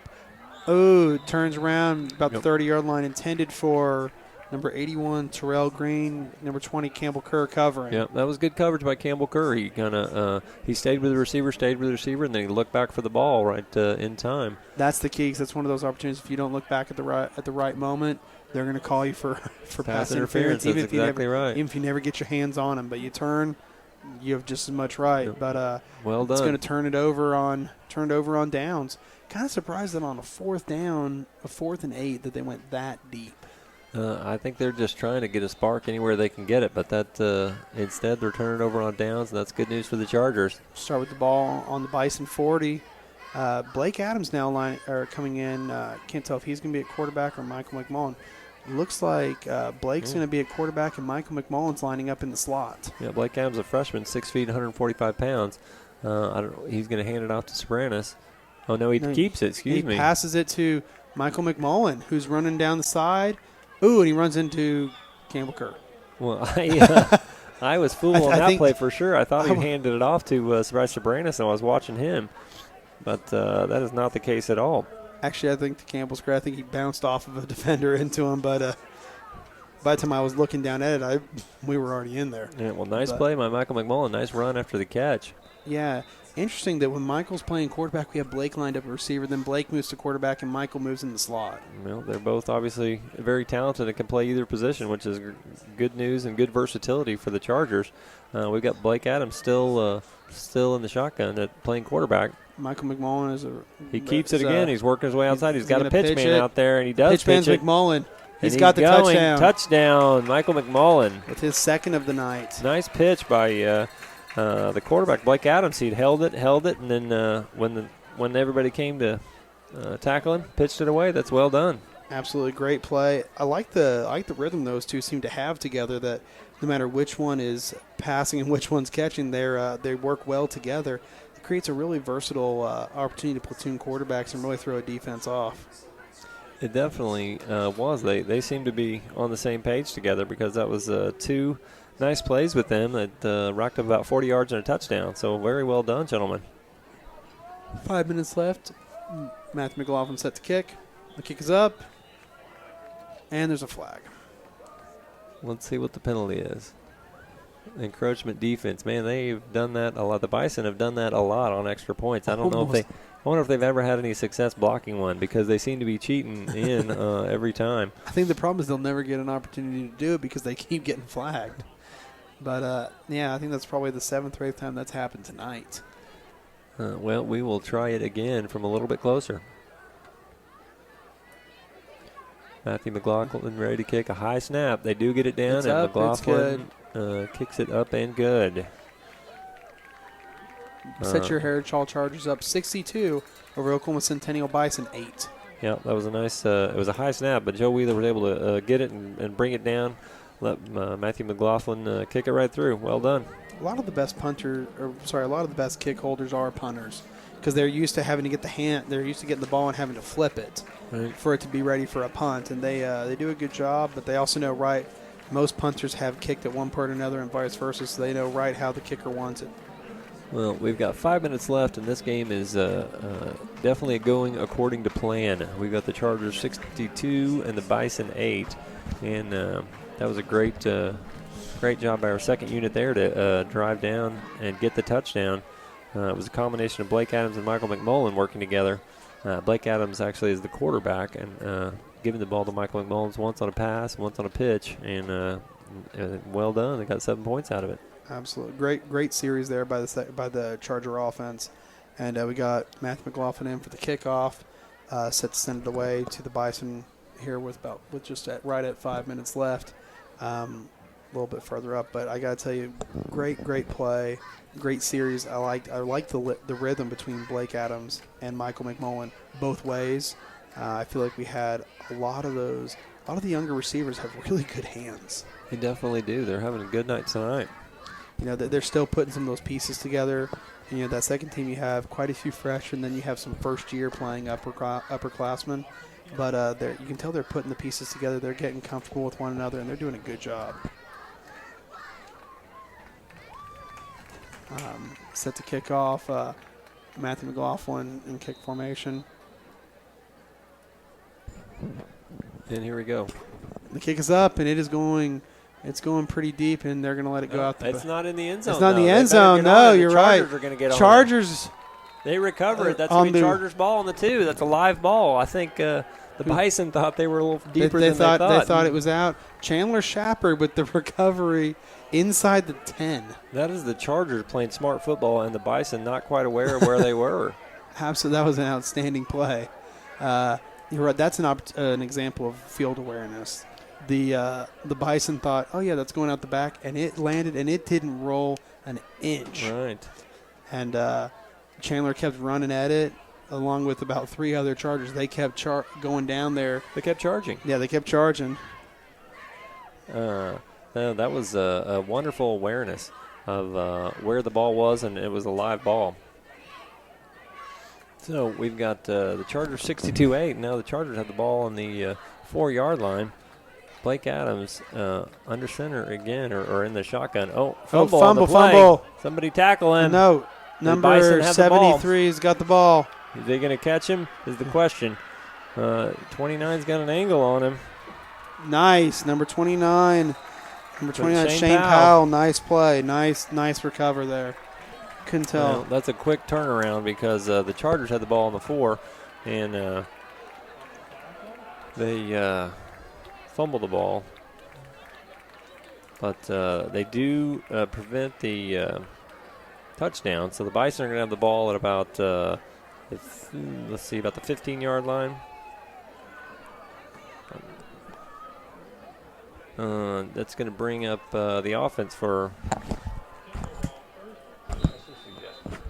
It's going to bring up the offense coming out on the field for the Bison.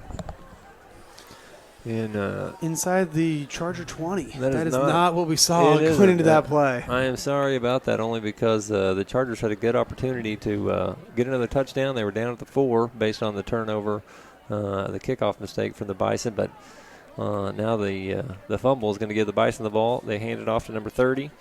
He's running straight ahead and carrying guys with him. Blake Adams trying to pull him down. That's Chris Copeland. That's their version of Tank. He was running through guys. Blake Adams gets a little help from Ian Self to get it stopped, but we're looking at a 1st and goal here from the 5-yard line. Well, that was a good, strong run. I think it was a little bit better blocking, and Chris Copeland was not going to be denied. He went straight up through there. He might get the ball again. I would not be surprised to see them go that way or to go to a pitch out to him right. Well, we've got McDaniel in the shotgun. We'll see what he does here. They do go right back to him, but this time the Chargers are ready. He gets nothing. Oh, the ball is loose. The ball is loose. And it is recovered by the Bison, number 52, Johnny Johnson. Well, that was a good heads-up play. The defense was right there on the line for that. They were not going to have any more of that. Absolutely. 3:55 left on the clock here, setting up the Bison for a 2nd and goal from the 8. Clock continues to tick as the Bison debate plays. 3:43. We need to discuss who our player of the game is going to be. We've got a lot of candidates as the Chargers have put up a lot of points tonight, but the defense has also played very well. We'll have to discuss that and figure out who we can come up with. Absolutely. We've got a lot of young men that played really hard today and played smart football. McDaniel running to the outside. Bryce Sobranis getting the stiff arm. That Bryce Sobranis slows him down, but unable to tackle him, but got there before he could get in the end zone. They're down about the 2-yard line. Ian Self making the stop once again. That was good defense, but that was a great stiff arm by McDaniel. That was sorry, stiff arm right about in Bryce's face. That was a good run, but luckily the Chargers are able to keep him out of the end zone. 3rd and 3. I assume they're going to go for it on 4th if it comes to that, but let's see what happens on 3rd down first. Absolutely. 2:45 left on the clock, and we've got Callum McDaniel lined up under center. He goes for it. I guess it was a quarterback touchdown. sneak. I didn't see much movement, but he was able to get through the line. He had so little yards to go. He just kind of jumped. They create a small gap, and he just kind of jumped through it, and that puts the Bison on the board once again. Chargers currently 62-14 over the Bison with 2:35 left on the clock. Well, that was a good 2-yard run. It was we gave him a short field on the turnover, which of course we hate, but they earned that with some good running by McDaniel. They do. That was an interesting series because on the kickoff, the Bison have the big the big faux pas, not watching the ball if it goes out the Right. back or not. And Chandler Shepard does a nice job of recovering. Then on the first play, the Chargers. They're going for two. He's looking to run it in, but the Chargers defense is there and able to hold him out. Garrett McGinnis keeping him pulling him out of bounds. Nice defense. I thought McDaniel was maybe going to get to the corner, but he couldn't get it. Absolutely no. Great Heritage Hall defense. Garrett McGinnis has shown really good speed on the outside on defense in particular. Tonight we've seen him on offense a few times, but as a defensive back, he's done a great job tonight. He definitely has. That was a good work by the defense there just to keep him out of the end zone for the 2-point conversion. So that keeps it at 62-14. Your Heritage Hall Chargers over the Oklahoma Centennial Bison with 2 minutes and 35 seconds remaining on the game clock here at Pop Murray Memorial Field. Yep, the Chargers playing very well tonight. We got the kick team getting together for one last kick return. Should likely be what we're entering, likely the last series of the game. You never know the way the turnovers are coming up this half, and that one was frustrating because we've done such a good job the whole game of not having any turnovers. Right. Then we were turnover free except for one on one on downs. Yep, then we had 2 fumbles in a row. Yeah. Luckily, Michael McMullen picked it up and ran it in, so that one wasn't costly. But the other one certainly was, as the Bison got it and ran it down to about the 15-yard line, and then they were able to punch it in. Yeah, the 2 fumbles, just one for the loss. But at the end of the day, you got something you have to work on going into next week, working on keeping hands on the ball. Although in a game like this where the score is so high, you're putting so many hands on the ball both ways, you're getting a lot of opportunities for somebody to lose the ball. You do. They still kick it deep. They were not going for the onside kick. And who's that, Dawson Evans Evans again? Yep, he's got some blockers in front of him. We'll see if he can make something happen. Gets He's down at to about the 40. That's a nice run back. Nice 20-yard plus run back. Nice job by Dawson. He's going to set the Chargers up for a 1st and 10 from their own 40-yard line. 2:25 left on the clock, and we're seeing the young team come out right now. Yep, we'll see if Blake Adams or Michael McMullen's going to be playing quarterback at this point.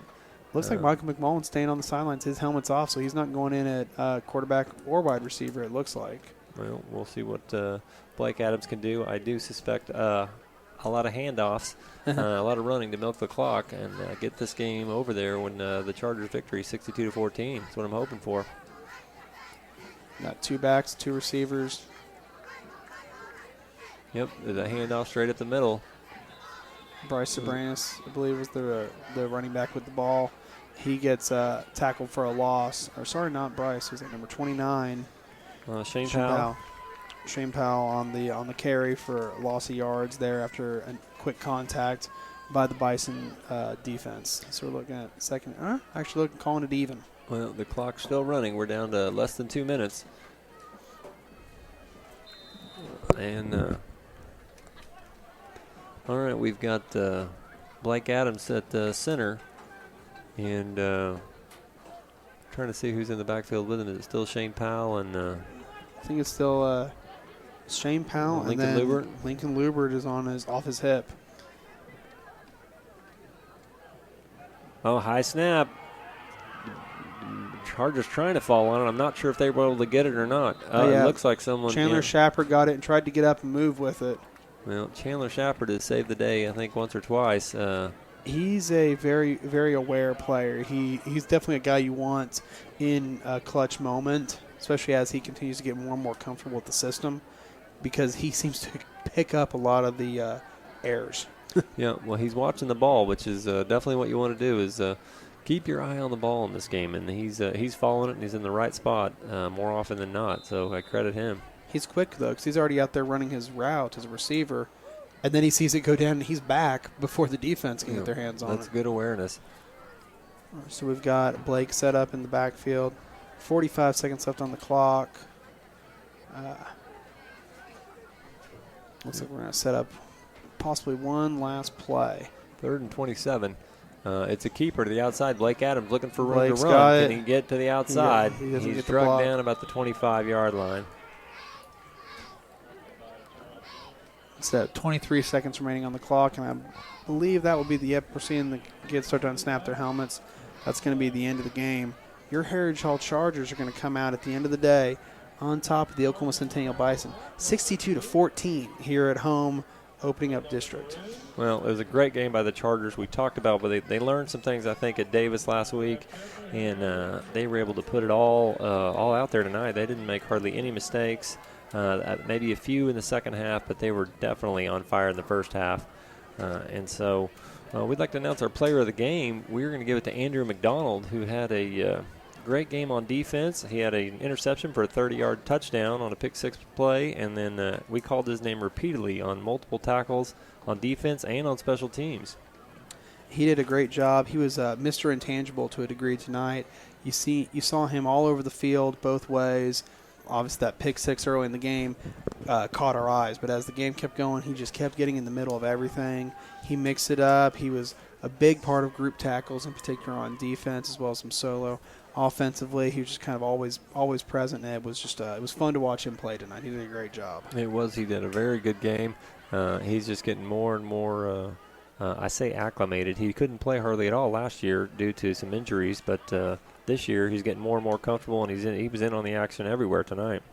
Absolutely. We're going to get Andrew up here in the booth in just a couple minutes to do a player of the game interview, but we're going to cut to a quick commercial, and then we'll come back and do a scoring recap, and then get with Andrew. Has anyone ever dreamed someday for 52 grand I'll drive a Hyundai Equus or a Kia K900? Well, for just $51,400, those who have always dreamed of a Mercedes-Benz E-Class should visit Mercedes-Benz of Oklahoma City to test drive the redesigned 2014 E-Class. We've come a long way from just filling in the blanks. We have new ways of learning. New ways of discovering. It isn't about memorizing and reciting. It's about critical thinking and doing. What used to be a million miles away. Now it's just a click. I'm learning to think creatively. To think independently. What is Shifa? Estoy preparada. I am the future. I am a Heritage Hall Charger. Learn more about 21st century education at heritagehall.com. Welcome back. We are live from Pop Murray Memorial Field, where your Heritage Hall Chargers have just topped off a win over the Oklahoma Centennial Bison, 62-14, to open up district play. We are going to get with our player of the game, Andrew McDonald, here in just a couple minutes for a player of the game interview. But in the meantime, we want to do a quick rundown of the scoring pattern of the game. Mark? I hope you've got about 30 minutes. I'm going to try to give you everything I can.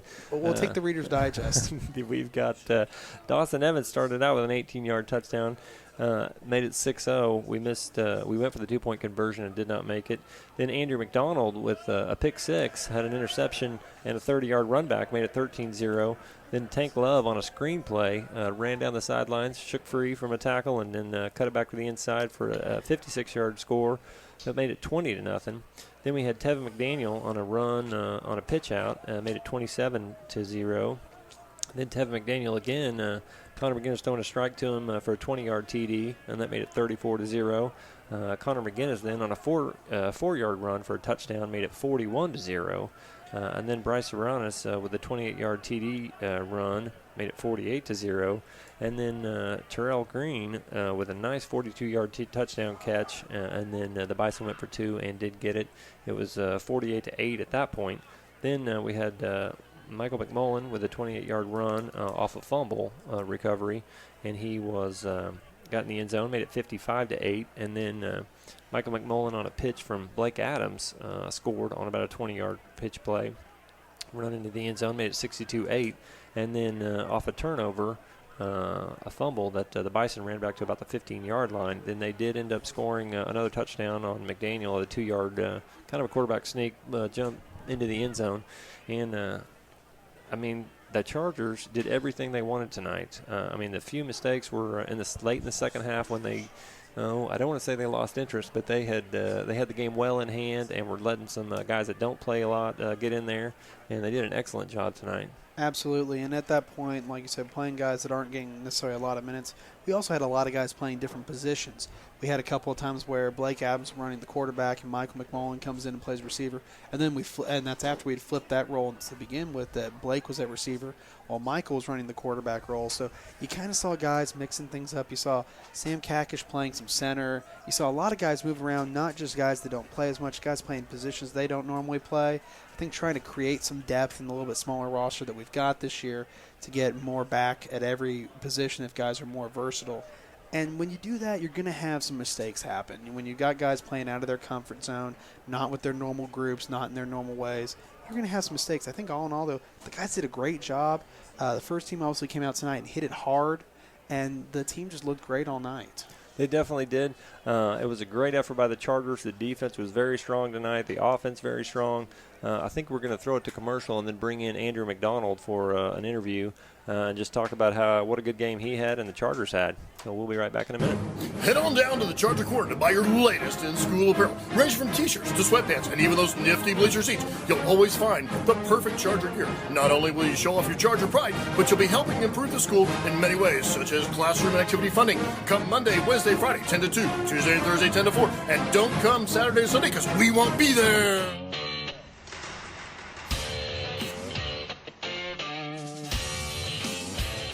In as little as 12 months, with a diploma from Spartan College, you could have a career in aviation and beyond. At Spartan, you don't just study airplanes, you're surrounded by them. Some 40 at our flight campus, another 20 at our technology campus. This is a college where you can pilot planes, repair planes, learn everything there is to know about planes, inside and out.